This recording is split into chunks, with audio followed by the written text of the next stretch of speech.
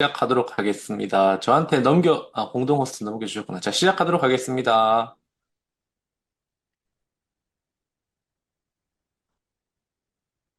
네, 이제 시작해 보겠습니다. 오늘 중3 담임 선생님들 모시고, 평소에도 만나 뵙기 굉장히 어려운 분들이죠. 제가 고입 홍보를 요즘 다니고 있는데, 중학교 3학년 담임 선생님들 만나 뵙기가 정말 어렵습니다. 그래서 이 중3 담임인 죄로 어제도 연수를 갔다 오신 걸로 알고 있고, 오늘도 또 이렇게 저녁 시간에 연수를 하고 있습니다. 제자들의 미래를 객관적으로 함께 고민하고 계시느라 요즘 고민이 많으실 것 같습니다. 고입을 앞두고. 그래서 2024학년도 중3 담임 선생님을 모시고 보람 있고, 그리고 또 긴장이 되는 대입제도 이해 연수라는 제목으로 강의를 시작해 보려고 합니다. 오늘 대입제도 이해 연수의 포커스는 고입 지도를 위한 대입 제도의 이해라고 보시면 되겠습니다. 2028년도 대입 개편이라는 이슈는 다 알고 계실 거예요. 지금 우리 3학년 아이들부터 대입 제도가 바뀐다라고 하는데, 그래서 저희 경상북도 교육청은 발빠르게 2028 대입 지원 전략 연구회를 발족했습니다. 그리고 학교마다 이런 팜플렛과 리플렛이 붙어 있을 겁니다. 2028학년도 대입 개편이 어떻게 된다라는 내용들을 저희가 만들어서 선생님들과 학교에 이렇게 공유를 했었습니다. 어, 지금 소리가 안 들린다고 하는데 소리 안 들리십니까? 들리시면 고개를 한번 끄덕여 주시겠어요? 예, 잘 들리시죠? 들립니다. 네네네. 채팅에 안 들리신다는 분이 계셔서. 네, 그래서 저희가 이런 설명도 하고 학부모님들도 이렇게 권역별로 모아서 연수를 진행했습니다. 그러다 보니까 학부모님들은 2028 대입 개편에 대해서 어느 정도 알고 계시는 반면에 중학교 3학년 담임 선생님들께서 2028 대입이 어떻게 되는지 잘 몰라서 진학 지도를 하는데 좀 어려움이 있지 않을까라는 생각을 했습니다. 그래서 이 권역별 연수의 자료보다 슬라이드를 약 50장 정도 더 추가를 해서 오늘 선생님들께 설명을 하고자 합니다. 네, 저는 뭐 이와 같은 양력이 있고, 오늘 입시가 바뀌는 중학교 3학년 우리 아이들, 문제는 입시가 이렇게 바뀐다가 아니라, 그러니까 어디를 가라. 너는 어떤 학생이니까 어디를 가는 게 좋겠다라는 것을 알려줄 수 있는 자료를 좀 드리려고 합니다. 물론 지금 시기가 이제 고입을 앞두고 있는 시기인 만큼, 어, 어떤 학교가 좋다 이렇게 알려드리는 것은 조금 어렵습니다. 조금 조심스럽고요. 두 번째로 선생님들께서 대입의 맥락을 이해하시기 위해서 특성화까지 조금 넣어서 넓게 설명을 한다는 점을 말씀드립니다. 세 번째로 학생 학부모 설명을 하실 때 사용을 하셔야 되니까 조금 정확한 정보를 드리고자 했고 아이들 특성에 맞추어 때때로는 깊이 있게 하지만 쉽게 선생님들께서 활용하실 수 있는 자료도 다 담아서 넣었습니다. 그런데 제가 조금 전까지 정정을 하고 보니까 슬라이드가 150장입니다. 그래서 1분에 한 장씩 달려도 우리가 2시간 이상 걸릴 것으로 보이기 때문에 말을 조금 빨리 하더라도 이해를 해 주십사 부탁을 드리면서 시작해 보겠습니다. 자, 우리 아이들이 이제 고등학교에 진학을 시켜야 하는데 얘들부터 입시가 바뀐다고 하고 그래서 오늘 첫 번째로 이것만은 꼭 알고 가자. 그리고 특성화고에 대해서 잠시 설명을 드리겠습니다. 제가 지금 특성화고에 재직하고 있기 때문이 아니라 특성화고와 마이스터고의 차이점이라든지 또 특성화고도 대학을 간다고 하는데 이건 뭐 어떻게 되느냐 이런 이야기들도 잠깐 드려야 될 것 같습니다. 두 번째로 2028 대입 개편의 큰 이슈 중에 하나인 내신 5등급제와 그 영향력. 세 번째로 현재 대입 제도는 어떻고 그런 이야기를 하면서 살짝 농어촌과 관련된 이야기도 해보도록 하겠습니다. 지금 계신 학교가 농어촌인 학교가 많기 때문에 농어촌도 넣었습니다. 네 번째로 수능 시험이 2028에는 개편이 된다라는 내용도 다루어 보고 끝으로 그래서 어떻게 대비를 하면 좋을지 우리가 2학기에 지금 시험이 끝난 중3 아이들이 어떻게 준비를 하는 것이 좋을지도 조금 담아 보았습니다. 자, 출발해 보겠습니다. 이것만은 꼭 알고 출발을 해 보겠습니다. 성적표를 읽는 법. 우리가 고등학교도 그렇고, 수능도 그렇고, 내신도 그렇고, 백분이라고 하는 개념을 쉽게 설명하자면, 내 뒤에 몇 퍼센트가 있는가를 백분이라고 할 수 있겠습니다. 예를 들어서, 국어 과목의 백분위가 80이다. 그러면 국어 응시자 전체 중에 나보다 못한 친구들이 80%다. 거꾸로 이야기하면 나는 상위 20% 이내의 성적을 가지고 있다. 이렇게 보시면 되겠습니다. 이런 방식으로 성적이 산출이 되는데요. 그래서 백분위는 높을수록 좋은 겁니다. 그 백분위를 가지고 이렇게 등급을 주게 되어 있습니다. 지금 현재 고1까지는 총 9개의 등급을 주는데 이것이 홀수 등급인 이유가 가운데에 5등급 학생이 들어가야 하기 때문에 그렇습니다. 이렇게 9개의 등급을 줍니다. 그러면 각각의 등급은 몇 퍼센트이냐? 그래서 100분위가 100에서 96인 학생들, 그러니까 뒤에 100%가 다 있거나 또는 96%가 나보다 못할 경우를 상위 4%, 이만큼을 우리가 1등급으로 줍니다. 2등급이라고 하면 상위 4%는 아니지만 5%에서 약 11% 사이를 우리가 2등급이라고 계산을 할 수가 있겠습니다. 그래서 우리가 고등학교에 갔는데 우리 아이가 또는 우리 반 아이가 전교생이 200명인 학교에서 선생님 저 수학 2등급 받았어요. 또는 1등급 받았어요. 라고 한다면은, 얘가 200명 중에서 상위 4% 안에 들어가서 1등급을 받았겠구나. 이렇게 생각을 하시면 된다는 겁니다. 그래서 학교에 다니는 친구들 중에서 나의 상대적인 위치를 내신 성적이라고 하고, 전국의 동갑내기 친구들이 한말 한시에 모의고사를 쳐서 받는 것이 이제 모의고사 등급이 되겠죠. 그리고 수능 시험에서는 재수생이 또 들어오죠. 그래서 재수생을 포함한 전체 수험생 중에서 나의 위치가 수능 성적이 되겠습니다. 그런데 수능 시험에서 영어 과목과 한국사 과목은 절대평가로 평가합니다. 그러니까 뒤에 몇 퍼센트가 있느냐가 중요한 것이 아니고 90점만 넘으면 다 1등급, 80점만 넘으면 다 2등급 이렇게 절대평가를 하고 있습니다. 이렇게 영어 과목만 절대평가를 하고 있는 이유는 영어가 사교육 유발의 주범이다. 라고 해서 영어 과목은 절대평가로 바뀐 지 시간이 조금 되었습니다. 자, 그래서 제가 찾아보니까 선생님들이 사용하시는 고등학교에 갈 때 우리 중학교 학생들의 내신 성적을 산출하는 지침도 보니까 석차 연명부를 통해서 만들더라고요. 그래서 성적은 결국 상대적인 위치, 석차를 의미하는 것이고 집단 내에서 석차를 몇 칸으로 나누는가가 등급이다. 이렇게 보시면 되겠습니다. 현재 고등학교 1학년까지는 이것을 내신에서도 9칸으로 수능에서도 9칸으로 나누어서 백분위와 등급을 준다. 이렇게 이해를 하시면 되겠습니다. 자, 그러면 이제 예를 한번 들어보겠습니다. 성균관대학교에서 올해 발표한 성균관대학교 입학자들의 성적입니다.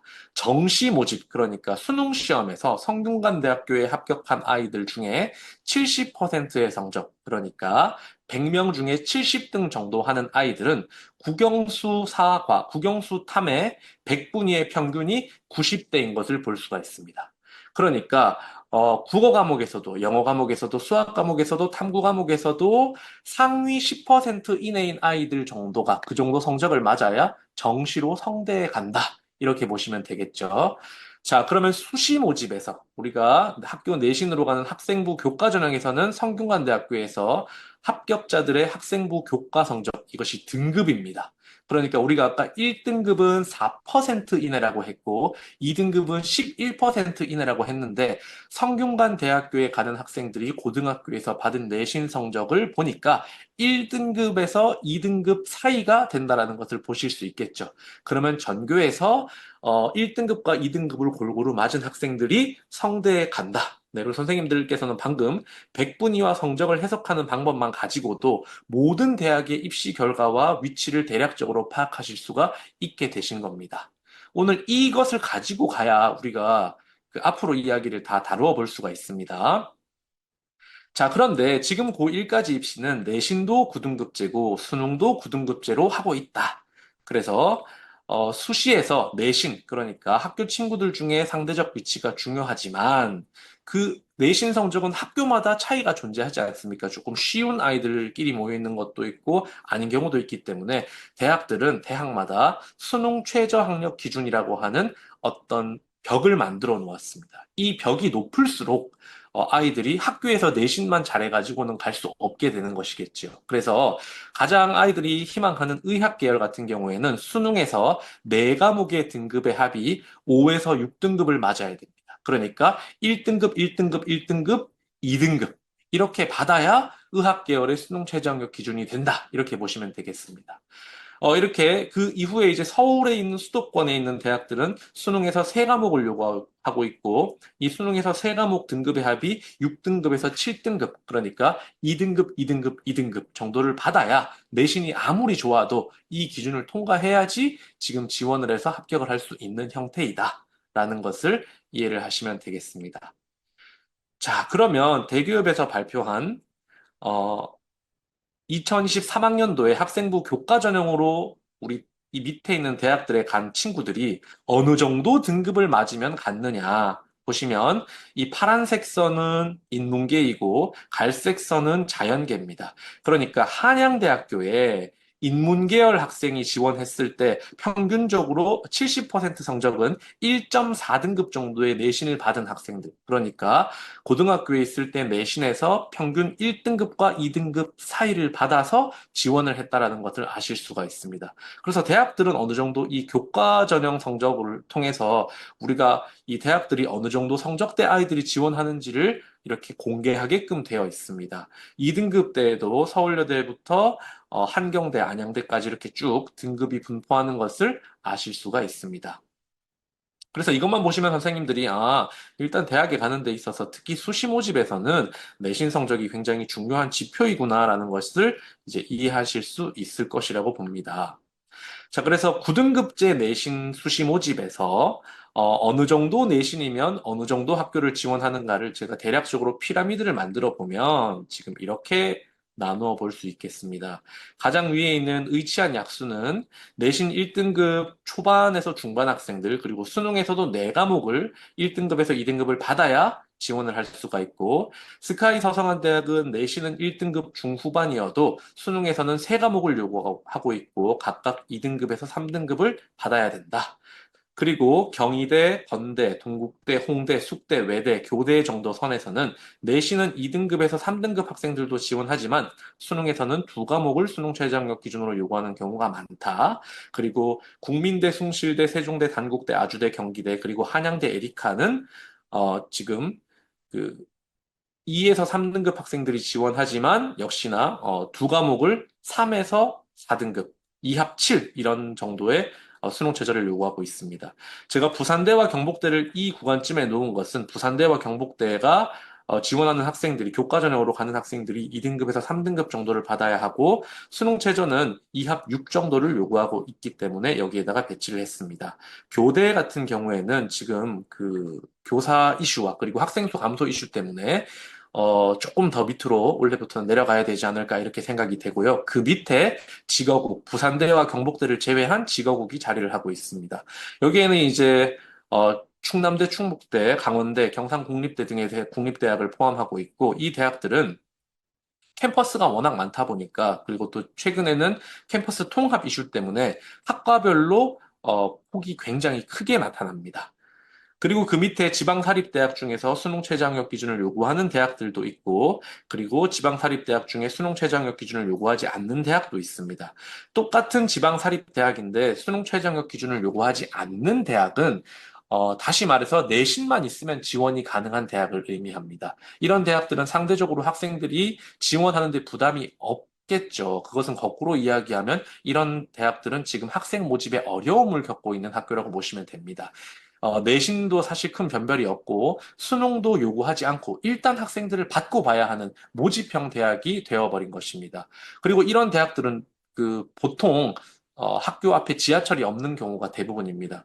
그리고 내신 성적이 낮으면 낮을수록 전문대 간호학과와 최근에는 4년제 대학에 가는 것보다 차라리 전문대 간호학과를 가겠다 이런 학생들이 많기 때문에 이런 수능 최저가 없는 지방사립대학들은 사실상의 이중고를 겪고 있는 것이 현재의 입시 피라미드다. 이렇게 보시면 되겠습니다. 자, 그러면 잠시 특성화고에 대해서 이야기를 좀 해보겠습니다. 특성화고에서도 대학에 가게 되어 있고 법적으로는 아무런 문제가 없습니다. 특성화는 취업만 하는 것이 아니고 전국에 140만 고등학생 중에 23만 명이 특성화 고등학교에 재학하고 있습니다.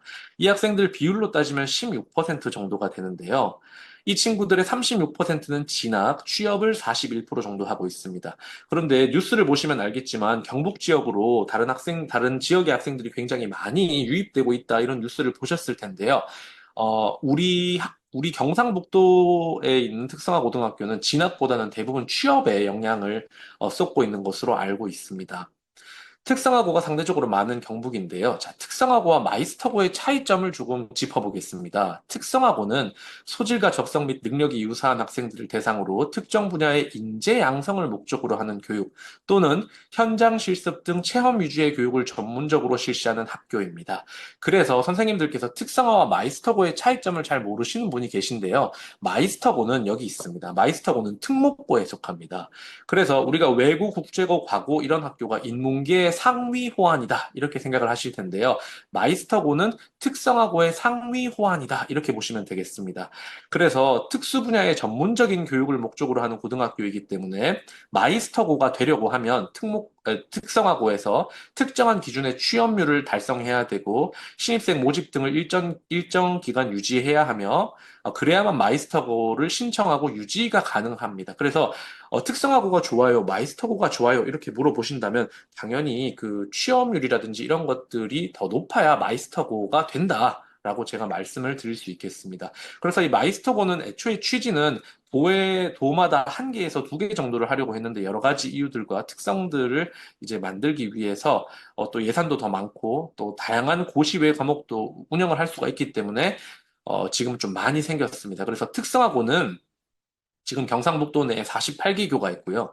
마이스터고는 경상북도 내에 현재 7개교밖에 없습니다. 그래서 보시면 아시겠지만 최근에 생긴 마이스터고도 몇 개가 있고 전통적으로 유명한 학교들도 이렇게 많이 보이고 있습니다. 그래서 차이가 있다. 이걸 좀 이해하시면 되겠고요.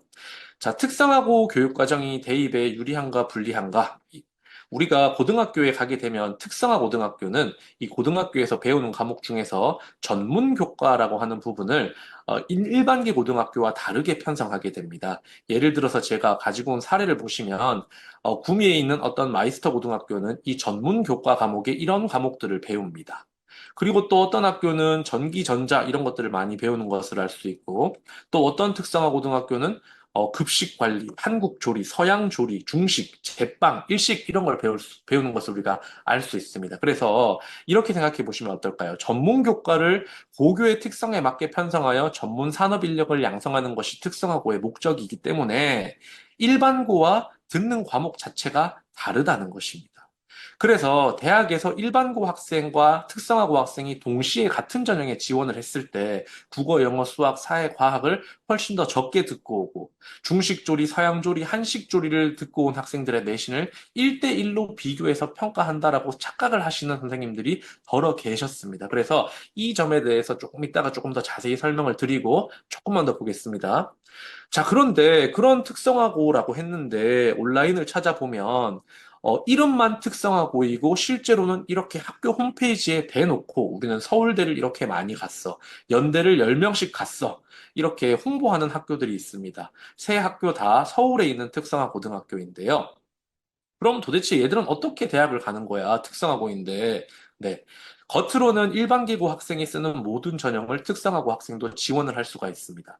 그래서 일반계고의 모든 전형이 선택지에는 들어 있습니다. 그런데 이 앞서 보여드렸던 세 개의 사례는요, 특성하고 졸업자 특별 전형이라고 하는 것을 통해서 대학에 가는 전형입니다.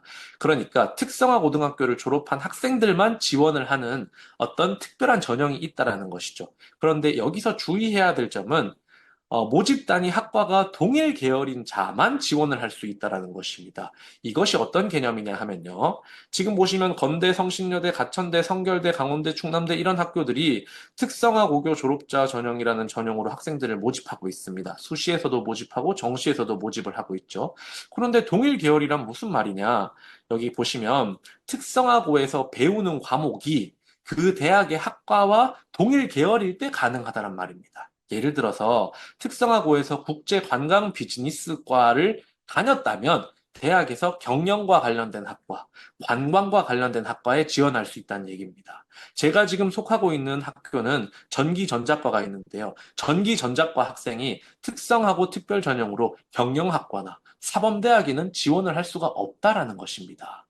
마찬가지로 IT 비즈니스과, 옛날로 치면 상고가 되겠죠. 이런 학교는 경영사무과, 정보컴퓨터학과 이렇게 지원을 할 수가 있습니다. 그래서 기준 학과가 아닌 모집 단위 지원 시 해당 모집 단위와 관련된 전문 교과를 30단위 이상 이수할 수 있는 증명서를 제출해야 된다. 그래서 특성화고 애들이 지원하는 특성화고 특별 전형이라고 하는 전형은 일반 학생들과 섞이는 전형이 아니구나라는 것을 선생님들께서 염두를 해두시면 좋겠습니다. 자, 그런데 아까 보여드렸던 그 서울에 있는 학교들이 지금까지는 아주 이 소위 말해서 재미를 많이 봤는데요. 이 특성화고 졸업자 특별 전형이 최근에는 어떻게 바뀌었냐 하면 기회균형 전형 또는 사회통합 전형이라는 이름으로 이렇게 많은 단위를 한꺼번에 통합해서 선발하는 추세로 가고 있다는 것입니다. 그러니까 이 특성화고 아이들을 특성화고 전형으로 특별 전형으로 뽑았더니 얘들이 학업도 잘 못 따라가고 이럴 바에는 그냥 기회균형 전형이나 사회통합 전형 안에 이 특성화고 아이들을 한꺼번에 집어넣어서 뽑자. 대학들이 이렇게 바뀌고 있다라는 것이죠. 그래서 이렇게 많은 저소득층, 농어촌 이런 학생들이 함께 지원을 하게 되어 버리면 이 특성화고 특별 전형은 사실상 의미가 없어집니다. 왜냐하면 지금 보시면 국민대, 대진대 이런 대학들이 이 기회균형 전형 또는 사회통합전형이란 이름으로 이렇게 특성화고 전형을 하나의 지원 조건으로 바꾸어 버렸습니다. 이렇게 되면요. 실제로 이화여대의 고른기회 전형을 보시면 고른기회 전형 안에 여러 전형이 있습니다. 그런데 그 전형 중에서 농어촌 전형 합격차가 거의 83%, 70%, 평균 76%란 겁니다. 그러니까 이 사회 통합 전형이나 고른기회 전형 속에서는 사실상 농어촌 전형으로 지원한 학생들이 대부분 합격을 하기 때문에 특성하고 특별 전형으로 지원한 아이들의 합격률이 급감하게 되는 것이죠. 네, 그런 것이 현실입니다, 지금. 그래서 사실 고른기회 전형이라고 쓰지만 이름은 우리가 농어촌 전형이라고 읽는 것이 맞다라고 할 정도로 특성하고 특별 전형은 큰 의미가 없어지고 있습니다. 물론 지금도 특성하고 특별 전형을 뽑고 있는 대학들이 있습니다. 그렇지만 점점 더 많은 대학들이 특성하고 특별 전형을 고른 기회 전형이나 사회 통합 전형 안에다가 집어넣고 있는 것이 지금 현재 추세다라는 것을 이해하시면 대학 가려고 특성화를 간다? 그 조금 고민을 해봐야 된다. 이렇게 이야기를 해주실 수 있는 근거가 될 것 같습니다. 자, 정리해보면 특성화고 졸업생 특별전형은 계열별 지원을 해야 하기 때문에 특성화고에서 교육과정을 계열 특성에 맞게 특화해서 종합전형으로 지원하는 전형입니다. 실제로 아까 보여드렸던 빅3 특성화고는 위치가 강남구 대치동인 경우가 있습니다. 사실상 대학에 가기 위해서 이름만 특성화로 만들어 놓고 그 학교에서 주로 가르치는 것은 소프트웨어나 디지털 이런 내용입니다. 그래서 거긴 사실상 특성화고가 아니라고 봐야 하는 것이겠지요. 그렇다면 우리 지역 특성화고에서도 내신을 잘 받아서 대학의 일반고 학생이랑 경쟁을 해서 붙는 것이 가능할까? 이런 의문이 드시죠. 그래서 제가 대학의 입시 요강에서 가지고 와 봤습니다. 대학의 입시 요강을 읽어보니까요. 일반계고 특성화고 특수목적고 학생이 관계없이 지원 가능하지만 전문교과, 그러니까 특성화고에서 배우는 전문교과는 제외한다고 되어 있습니다.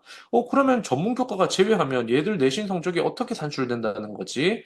지원자가 이수한 반영 과목 수가 반영 기준, 인문사회 이렇게 되는 것이 기준 수보다, 그러니까 일반적인 인문계 고등학교에서 이수하는 수보다 적을 경우 부족한 과목은 최저 등급으로 9등급 1단위로 반영한다. 그러니까 사실상 특성화고에서 받은 내신은 인문계 아이들과 다르게 내신이 산출된다라는 것입니다. 그래서 대학별로 다 하나씩 넣어봐야 하는데 일반적으로는 다 벽이 있습니다.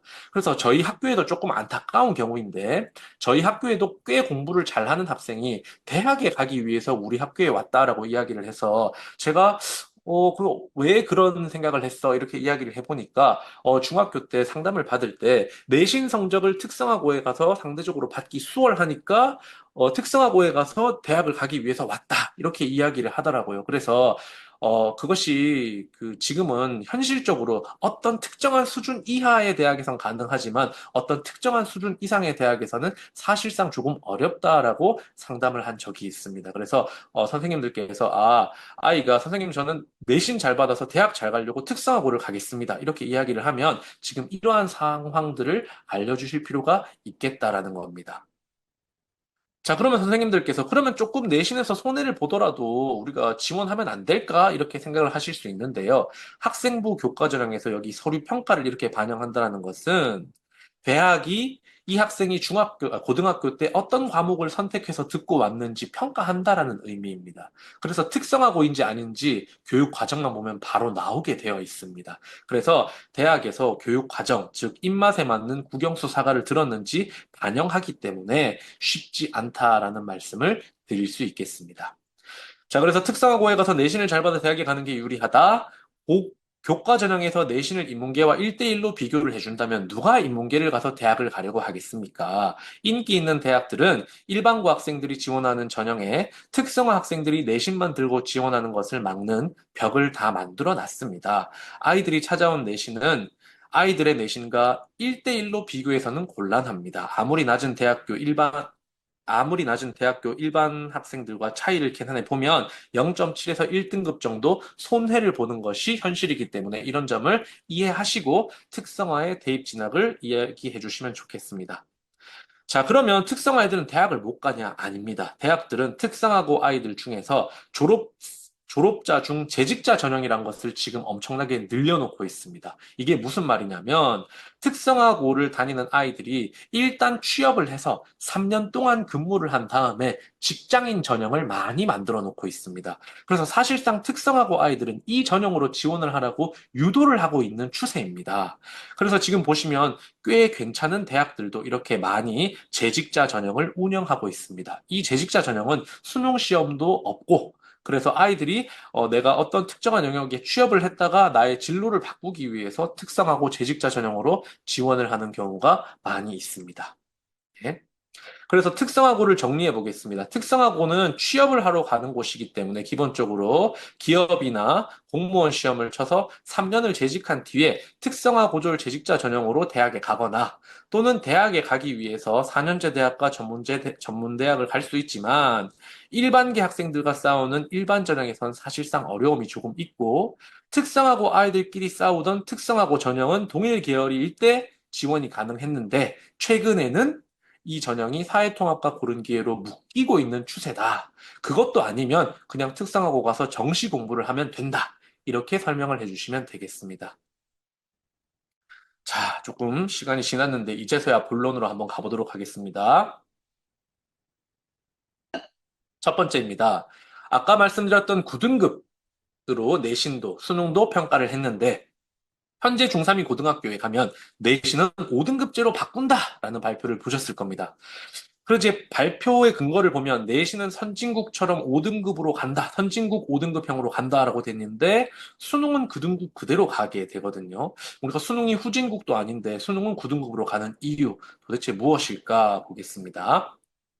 자, 내신을 9등급제로 이렇게 운영하던 것을 5등급제로 바꾼다는 것은 큰 의미는 없습니다. 그냥 9칸을 5칸으로 나누어서 이렇게 간다는 것이죠. 그러면 가운데에 3등급이 들어가고 1등급 구간이 아까 100에서 96에서 100에서 90으로. 그러니까 상위 4%까지 받던 1등급을 앞으로 우리 아이들이 고등학교에 가서는 상위 10%까지가 1등급입니다.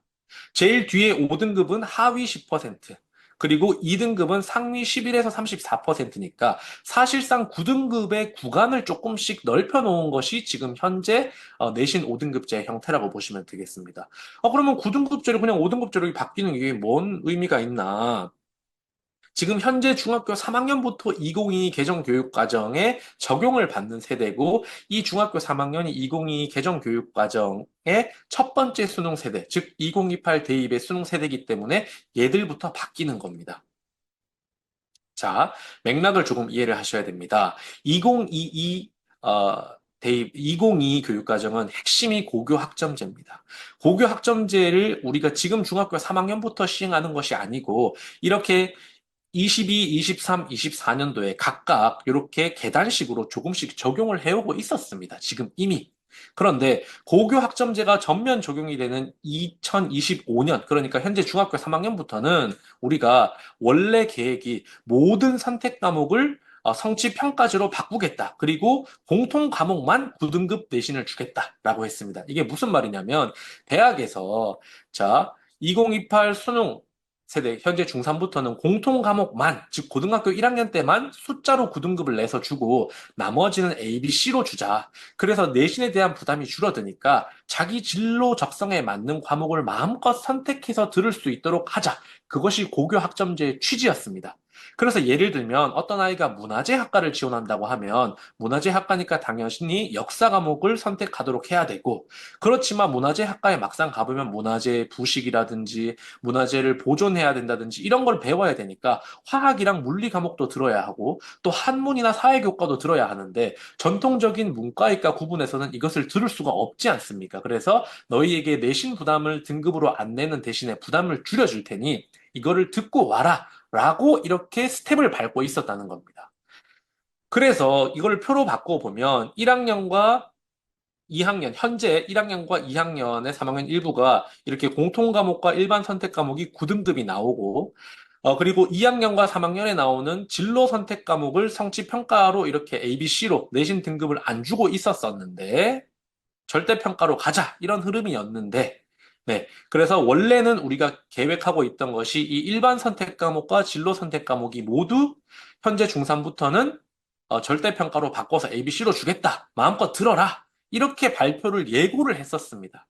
그러자 대학은 너무 좋은 생각이다. 그래서 서울대도 그렇고 다른 대학들이 그래, 그러면 우리는 학과별로 너희가 고등학교에서 선택해야 되는 과목을 이렇게 알려줄게. 예를 들어서 서울대학교는 핵심 권장 과목과 권장 과목이라는 이름을 통해서 어떤 대학 학과에 지원할 때 어떤 과목을 듣고 와야 되는지 이렇게 표로 만들어서까지 발표를 했고 입학사정관들을 대상으로 한 설문조사에서 예를 들어서 공학계 지원자가 물리를 안 듣고 오면 어떻게 할 거냐 이렇게 중대한 감점을 주겠다 평가를 이렇게 하겠다 라고 발표를 다 했던 것입니다. 대학별로 전공별 핵심 권장 과목 등을 적극적으로 알리고 고등학교에는 어떻게 과목 선택을 해야 하는가 그 가이드라인을 홍보까지 하고 있는 상황이었습니다.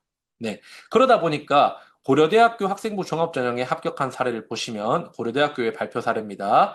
교과 등급이 1.0에서 1.5인 학생, 1.26에서 1.5인 학생이 이만큼 지원했다라고 보시면 되겠습니다. 그러니까 교과 등급이 1.0인 학생은 고등학교에 있는 동안 모든 과목에서 4% 안에 든 아주 뛰어난 학생이라고 보시면 되겠죠. 자, 그런데 이 학생들 모두 다 뛰어난 학생인데 여기 보시면 내신 1.5에서 1.75 사이에 13명이 지원을 했는데 그 친구들 중에서 1단계에 10명밖에 합격을 하지 못했습니다. 그 위에 있는 등급은 당연히 성적이 너무 좋으니까 성적을 보는 교과전형에서는 합격을 한 것인데 물론 종합전형에서 1차를 다 합격했는데 이 13명 중에서 그거보다 성적이 더 안 좋은 친구도 19명 중에 13명이 합격을 했는데 도대체 3명은 왜 떨어졌을까? 그 사례를 보시면요.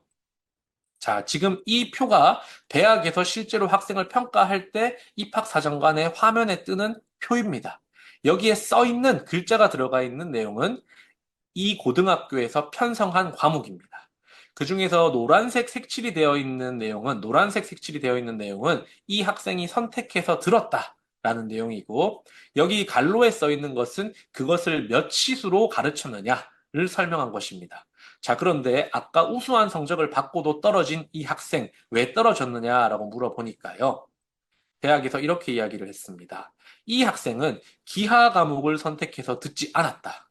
그러니까 고려대 반도체를 오려고 하면 기본적으로 기하 과목을 들어야 되는데 이 친구는 기하를 선택하지 않았고 반도체 공학과임에도 불구하고 물리학을 원을 듣지 않고 당연히 물리학 2도 듣지 않고 화학도 듣지 않았다.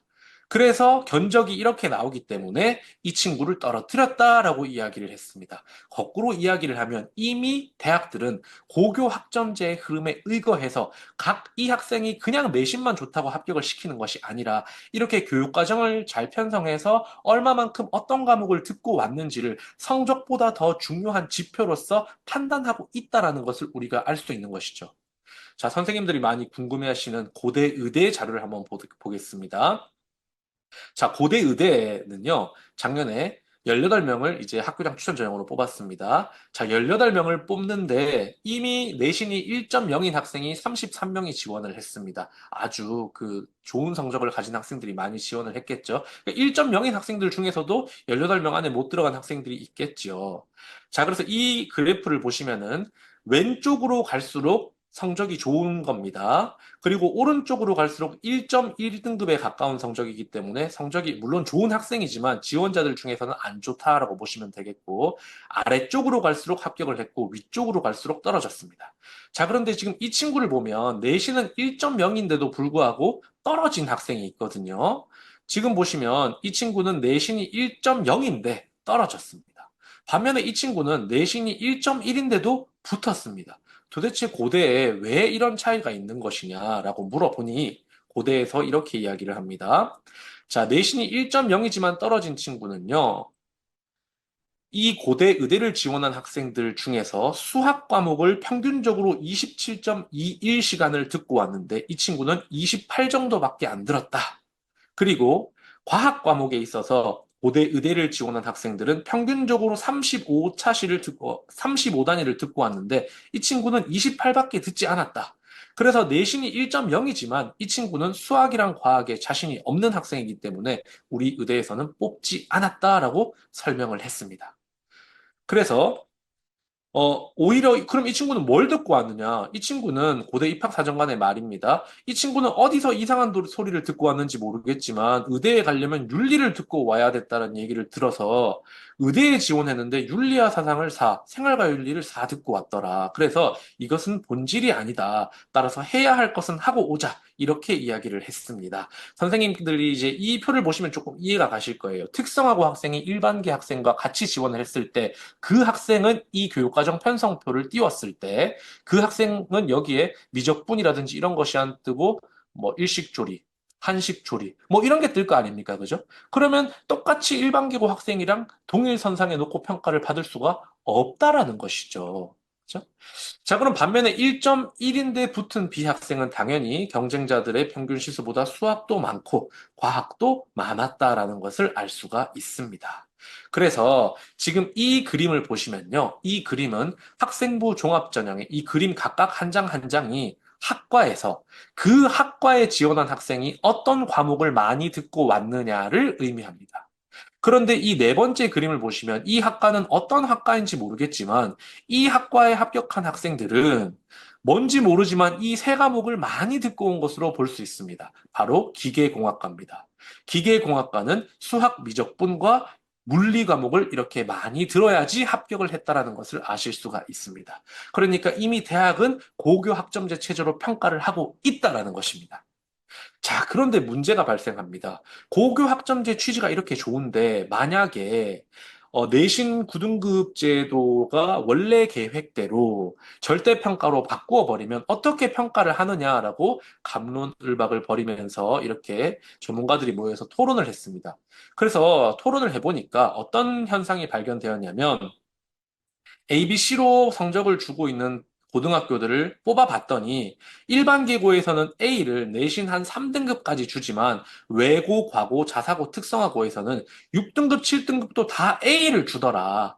그러면 이렇게 성적 부풀리기가 심한데, 뻥튀기가 심한데 이렇게 해서 어떻게 애들을 변별하겠느냐? 내신 등급이 없으면 애들을 어떻게 변별하겠느냐? 이런 것 가지고 한참 동안 논의가 되고 있던 와중에 교육부에서 발표를 합니다.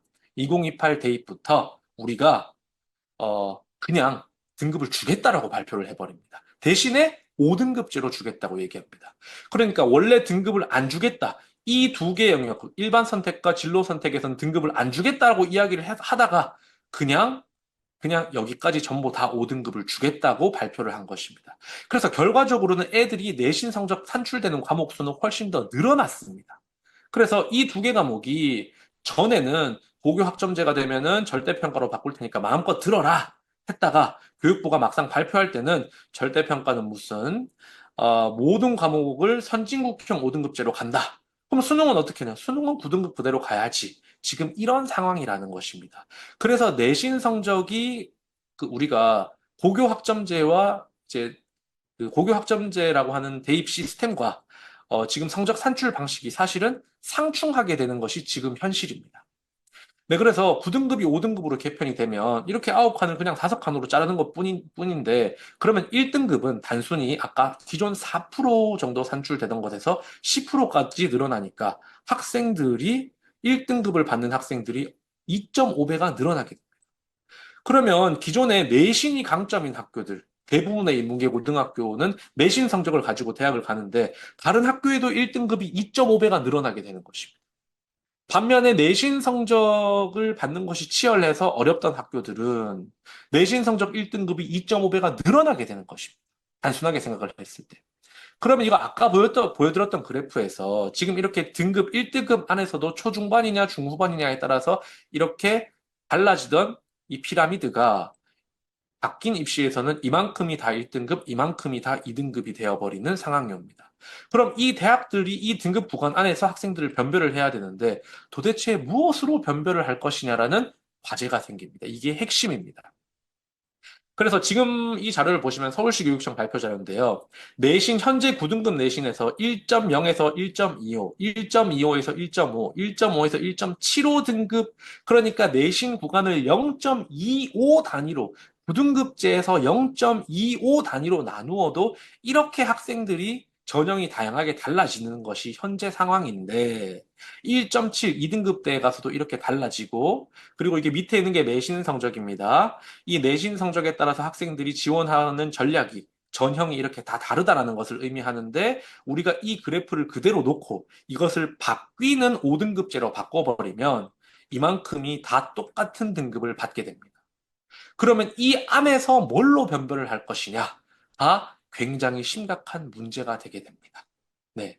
더구나 결과적으로 2015 교육과정에 속한 현재 고등학교 1학년까지는 내신 성적이 산출되는 과목이 24과목이지만 현재 중3부터 2022 개정 교육과정이 들어가면 내신 성적이 산출되는 과목이 최소 30개에서 32개가 됩니다. 실제로 세어보면 33에서 35과목이 될 전망이기 때문에 이제는 3학년 2학기가 되어도 이 친구들이 내신 공부를 해야 됩니다. 왜냐? 다 등급이 나오기 때문에. 네. 그런 상황이 되어서 내신 부담은 오히려 늘어난다라고 보시는 것이 맞을 것 같습니다. 자, 그러면 대학들한테 한번 물어보겠습니다. 너희들 1등급이 이렇게 넘쳐날 건데 무엇으로 변별할 거야? 그래서 한국대기업에서 설문조사를 했습니다. 자, 2028 대입 개편과 관련해서 대입 개편과 관련해서 논술 면접 등 대학별 고사를 강화할 계획이 있습니까? 75%는 없다고 답변을 했습니다. 참 다행이죠. 그런데 있다고 발표한 27%가 어디에 있는 총장들이냐면 서울 소재 대학들입니다. 네. 그리고 서울대가 이런 이야기를 하기 시작했습니다. 통합형 수능에 대응해서 열린 문항 면접을 도입하겠다. 네, 이것은 우리가 변별을 위한 새로운 장치를 마련하겠다라는 의미로 보셔야 되겠지요. 그래서 내신 등급 구간이 무너져서 대학들은 이런 고민을 이미 시작하고 있다라는 것을 이해하셔야 됩니다. 자, 선진국형 5등급제 이슈를 한번 정리해 보겠습니다. 내신 부담이 줄어들었느냐, 늘어났느냐, 등급별 폭이 넓어져 부담이 완화된 것은 사실입니다. 뭐 우스갯소리로 이제 6등급 받을 일은 없지 않습니까? 애들이, 그죠? 5등급이 끝이니까. 하지만 대학 정원은 정해져 있으니까 늘어난 등급 내 변별에 대한 부담은 증가한다. 또한 내신 등급 산출 과목이 늘어났음. 수능만 하는 재수생이랑 과연 경쟁했을 때 이것이 유리할까? 만약에 정시에서 내신을 반영한다면 이건 조금 이따가 다루겠습니다. 자, 두 번째로 자유롭게 전공에 맞게 선택하는 것이 좋을지 아니면 친구들이 많이 듣는 과목을 들어서 내신 성적을 잘 받게 하기 위한 노력을 하는 것이 좋을지 이게 요즘에도 계속 올라오는 질문입니다. 대학에서 평가 계획을 발표해야 구체화될 것으로 보이지만 고교 학점제의 방향, 지금 대학이 이 평가하고 있는 방향 자체를 돌릴 수는 없습니다. 그래서 일단은 우리가 교육 과정이 준비된 학교를 선택해야 되기 때문에 학교급이 너무 작은 학교에 가게 되면 아이들이 교육과정상의 문제로 피해를 볼 가능성도 사실상 있는 것이 사실입니다. 세 번째로, 그러면 어디가 유리하냐? 솔직히 말씀드리면, 대구 수성구에 있는 갓반고라, 요즘 애들이 갓반고라 부르더라고요. 갓반고가 유리합니다. 왜냐면 여기는 일반계고인데, 학생 수가 많고, 그리고 얘들이 1학년 1학기 때 내신 성적을 망치면 전부 다 정시로 가주기 때문에, 그리고 그 학교의 내신 성적 1등급이 2.5배로 늘어났기 때문에 이런 학교가 유리합니다. 즉, 학생 수 많고, 수능 잘하는 애들 많은 학교가 유리하다고 볼 수 있습니다. 교육과정 잘 구성되어 있고, 수능 잘하고 학생 수 많은 일반고가 유리하다고 볼 수가 있겠습니다. 자, 그런데 선생님들께서 오해를 하실 수 있어요. 자사고랑 특목고는 유리해지겠네요. 자사고랑 특목고는 내신 받기 힘든데, 자사고랑 특목고도 이제 그러면 1등급 2.5배 되니까 유리하겠네요. 이렇게 말씀을 하시는데요. 사실 그것도 부분적으로는 맞다고 볼 수 있지만 부분적으로는 또 아니라고 볼 수도 있습니다. 왜냐하면 지금 한양대학교에 합격한 학생들을 학교급별로 나누어 봤습니다. 일반고, 자사고, 영재고, 과고, 외고를 보시면 지금 합격자들의 등급 성적이 다 다릅니다. 그러니까 이게 무슨 말이냐면 이미 학생부 종합전형에서 일반고 학생들과 나머지 고등학교 유형의 학생들이 지원하는 전형 자체가 다르다는 얘기입니다. 네. 근데 일반 계고 학생들 중에 뭣도 모르고, 나는 내신 성적이 안 되는데 한양대 보니까 4.2도 가던데요. 저 그 전형으로 지원할게요. 그거는 네가 지원하는 전형 아니야. 이런 것이 지금 일반적인 상황입니다. 그래서 서울 수도권 대학들 중에서 종합 전형을 두 개씩 운영하고 있는, 즉 학생 모집에 걱정이 없는 대학들은요. 이미 일반 계고와 나머지 고등학교를 어느 정도 분리해서 종합 전형으로 모집하고 있기 때문에 자사고와 특목고 아이들이 일반고 아이들이 지원하는 전형으로 몰릴 가능성은 크지 않습니다. 이건 시립대 자료인데요. 시립대도 보시면 자사고 특목고 아이들이 합격하는 내신 성적이 일반고 아이들이 합격하는 내신 성적과 많이 다르다는 것을 아실 수가 있죠. 네. 그래서 조금, 꼭 자사 특목이 유리하다고 볼 수는 없다. 이렇게 말씀을 드리겠습니다. 고대도 마찬가지입니다. 고대는 이제 전형의 이름을 보시면 알 수 있어요. 학교 추천이니까 학교에서 공부 잘하는 애들 추천해라. 그 전형은 일반고 애들이 이렇게 지원도 많이 하고 합격도 많이 합니다. 그죠? 그런데 학업 우수 전형이다. 학업이 우수한 아이들이 많이 지원을 해라. 이렇게 하는 전형을 보니까 자사고 아이들이 많이 지원을 했고, 계열 적합, 그러니까 그 계열, 자연 계열에 적합한 애들, 어떤 애들이겠어요? 과고, 영재고 애들이 80%씩 합격을 하고, 인문 계열에 적합한 전형 지원해라. 외고, 국제고 애들이 70% 이상 합격. 그러니까 이렇게 이미 상위권 대학은 고교 유형별 교통 정리를 어느 정도 해놓고 있는 것이기 때문에 내신 등급 구간이 넓어졌다고 해서 자사 특목애들이 이쪽으로 많이 넘어가지는 않을 것이다. 이렇게 말씀을 드리고 싶습니다. 자, 선진국형 5등급제 내신 이슈 요약해보면 아까 말씀드린 부분이기 때문에 넘어가도록 하겠습니다. 자, 두 번째입니다. 네, 두 번째는 현재 대입 제도입니다. 선생님들 벌써 피로를 느끼셔서, 그냥 9등급제로 수능은 그대로 유지된다며. 그럼 뭐 수시고 뭐고 할 필요가 뭐가 있어. 그냥 9등급제 수능으로 가자. 네, 그래서 그냥 수능으로 가면 저도 좋겠습니다. 그런데 지금부터 저를 잘 따라오셔야 됩니다. 현재 입시의 맥락을 한번 설명을 해보겠습니다. 자, 수시 모집에 합격을 하려면 고3 9월 달에 지원을 하는데 이 수시 모집에서 합격을 하고 나면 정시 모집에선 지원을 할 수가 없습니다. 그러면 모집에 어려움을 겪고 있는 대학들은 수시 모집에서 학생들을 대부분 선발하고 싶어 합니다. 우리 지역에 있는 국립대, 이번에 경국대로 이름을 바꾼 안동대는요, 작년에 정시 모집에서요, 15명 모집 계획을 세웠습니다. 한 학과가 15명 모집한 것이 아니라요, 전체 모집 인원 중에서 15명만을 정시 모집으로 뽑았습니다. 그게 무슨 말이냐? 지금 인구 절벽 때문에 학생 수가 줄어들다 보니 지방대는 전부 다 수시로 뽑고 있는 것이 지금 현재 상황이다라는 것입니다. 자, 지금 대학에 가는 방법이 이렇게 네 가지가 있습니다. 학생부 교과 전형, 내신 성적이 중요합니다. 그리고 가고 싶은 학교일수록 수능 최저학력 기준이 높습니다. 우리가 앞에서 봤습니다. 그래서 사실 이 전형이 제일 편합니다. 지금까지 고등학교 가서 내신 잘 받고, 그리고 수능 최저 맞추면 요즘에는 의대도 갈 수 있는 것이 학생부 교과 전형입니다. 자, 그리고 학생부 종합 전형은 무엇이냐면요. 내신 성적도 봅니다. 하지만 학생부를 종합적으로 평가한다고 하니까 요즘 고등학교에 선생님들이 가기 싫어하는 대표적인 이유 중에 하나죠. 바로 생활기록부를 본다는 것입니다. 그리고 일부 대학이 수능도 봅니다. 그래서 아이들이 100% 교과를 쓴 아이들도 없고 100% 종합을 쓴 아이들도 없습니다. 자기 성적에 맞는 교과 전형을 쓰고 종합 전형으로 내가 조금 더 높은 대학에 도전을 하는 것이 일반적으로 수시 모집에서 지원하는 전략입니다.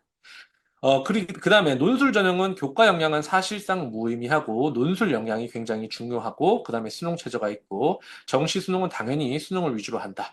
그래서 현재 일반기 고등학교 학생들이 그 지원하는 전형의 기본은 내신을 기반으로 하고 있다. 이렇게 보시면 되겠습니다. 밑에 있는 논술 전형과 정시 전형은 사실상 현재는 재학생들이 일반기고 재학생들이 가기 어려운 전형이 되어버린 것이 현실입니다. 자, 그런데 그러면 지금 여기에 짙은 초록색은 건국대학교에 합격한 재학생입니다. 짙은 초록색은 재학생입니다. 자기 추천 전형 그리고 지역 균형 전형은 재학생이 많이 합격을 합니다. 연두색은 재수생입니다. 그런데 논술 우수자 전형은 재수생이 압도적으로 합격을 많이 했습니다. 도대체 논술은 왜 이렇게 재수생이 잘하는 걸까요? 대교협 자료입니다. 경기도 대도시에 있는 학생들은 내신이 4등급에서 5등급을 받더라도 논술을 이렇게 많이 지원합니다. 그런데 경기도 중소도시에 있는 4, 5등급 학생들은 똑같은 경기도지만 논술보다 교과 전형으로 많이 지원을 합니다. 여기서 경기도 대도시는 동탄, 분당, 이런 것을 의미합니다. 그래서 이건 무슨 말이냐 하면 결국에 논술 전형을 지원하는 학생들은 수능이 되는 애들이 지원을 많이 한다는 것입니다. 왜냐하면 논술 문항이 수능에서 수능 시험에서 어려운 문제, 수학으로 치면 4점짜리 문제를 기반으로 만들어 놓기 때문에 그렇다라는 것입니다. 그러면 거꾸로 지역, 그러니까 우리 지역 아이들은 수능이 약점인데 우리 아이들이 논술 전형으로 합격하는 것이 꽤나 어려운 것이라고 볼 수 있겠지요. 그래서 이 논술 전형은요, 재수생들이 많이 지원하고 내신 성적이 낮은 아이들이 그냥 희망을 가지고 지원하는 전형이 되어버렸습니다. 일반계 고등학교에서는 경희대 한의학과의 작년 논술 경쟁률이 5명 모집에 362대 1이었고, 이화여대 약대에서 논술로 5명을 모집했는데요. 경쟁률이 489대 1이었습니다. 그러니까 2,500명 정도가 지원을 해서 그중에서 5명을 뽑았다는 것이지요. 그렇게 되다 보니 결과적으로 이 논술 전형은 대학들의 수익 사업이 되어버렸습니다. 전년도에 논술 전형 지원 응시료를 합해보니까 260억 정도가 되었습니다. 그래서 이 논술 전형은 일반계 고등학교에서 수능 영향이 안 되는 학생들이 지원하기에는 굉장히 현실적으로는 어려움이 있다라는 말씀을 드리고 4개의 전형 중에 논술 전형은 넘어가도록 하겠습니다. 자, 입시판이 현재 이렇게 엉망이다. 왜 안동대 같은 큰 학교가 정시에서 15명밖에 뽑지 않지? 이렇게 왜 엉망이 되었지? 그 이유는 대학들의 사정, 즉 인구 절벽을 이해를 하셔야 됩니다. 지금 보시면 학생 수가 계속 이렇게 감소를 하고 있습니다. 이것을 조금 보면 지금 여기에 파란색 선이 대학이 유지되기 위해 필요한 입학 정원입니다. 그런데 이 빨간색 선이 우리 학생 고3 숫자입니다. 그러니까 이미 2019년을 기점으로 2020년, 21년이 되었을 때 대부분의 대학은 이미 10만 명 이상이 이 미달이 되고 있다라는 것입니다. 그래서 2022년에서 2025 학년도 권역별 입학 정원 감축 계획에 따라서 이렇게 많은 학생들이 줄이고 있고 이것은 우리가 근무하고 있는 중학교와 고등학교에도 교사 티오감과 연결되는 문제라고 보시면 되겠습니다. 그래서 제가 조금 더 선생님들께서 체감을 하실 수 있도록 대구와 경북에 있는 아이들 출생 연도별로 한번 뽑아봤습니다. 지금 파란색이 대구광역시에 있는 학생 수고요. 빨간색이 경상북도 학생입니다. 지금 보시면 2005년생들, 그러니까 2024년 대입, 현재 대학교 1학년인 학생들의 숫자를 합해보면 대구도 한 2만 명, 경북도 한 2만 2천 명이 되는 것으로 합치면 한 4만 명 정도가 됩니다. 2015년생까지는 거의 그래도 4만 명 정도가 유지가 됩니다. 그런데 2028 대입 현재 중3 아이들은 네, 조금 줄어든 것을 볼 수가 있죠. 그런데 저희 아들이 5살이거든요. 제가 이렇게 입시하러 다니면 선생님들이 그런 말씀을 하세요. 선생님 아들은 좋겠어요. 아빠가 입시하는 사람이라서 이런 이야기를 하는데요. 저는 사실 우리 아이가 대학 갈 때는 크게 걱정을 하지 않습니다. 왜냐하면요. 예, 우리 아이가 대학 갈 때는 대구와 경북에 있는 학생들을 다 합치면 2만 명대가 됩니다. 그러니까 산술적으로 보면 우리 아들이 대학 갈 때에 비해서 그러니까 지금에 비해서 우리 아이가 대학 갈 때를 비교하면 거의 절반, 대학이 절반은 문을 닫아야 되는 상황이라는 것입니다. 그래서 지금 대학들이 어떤 상황이고 어떤 절박한 심정인지 조금 이해가 가시겠죠. 그죠? 그래서 서울에 있는 고교도 이렇게 통폐합을 하고 있고, 이 인구 절벽에 대학들이 어떤 대처를 하고 있느냐. 먼저 메디컬입니다. 메디컬은 아무 대처도 하고 있지 않습니다. 이제 선생님들이 누적 백분이라고 하는 개념이 이해가 가실 겁니다. 상위 0%에서 0.5% 안에 있는 아이들이 의대, 치대, 약대, 한의대, 수의대, 그 밑에서 서울대를 가는 것이 지금 현재 입시입니다.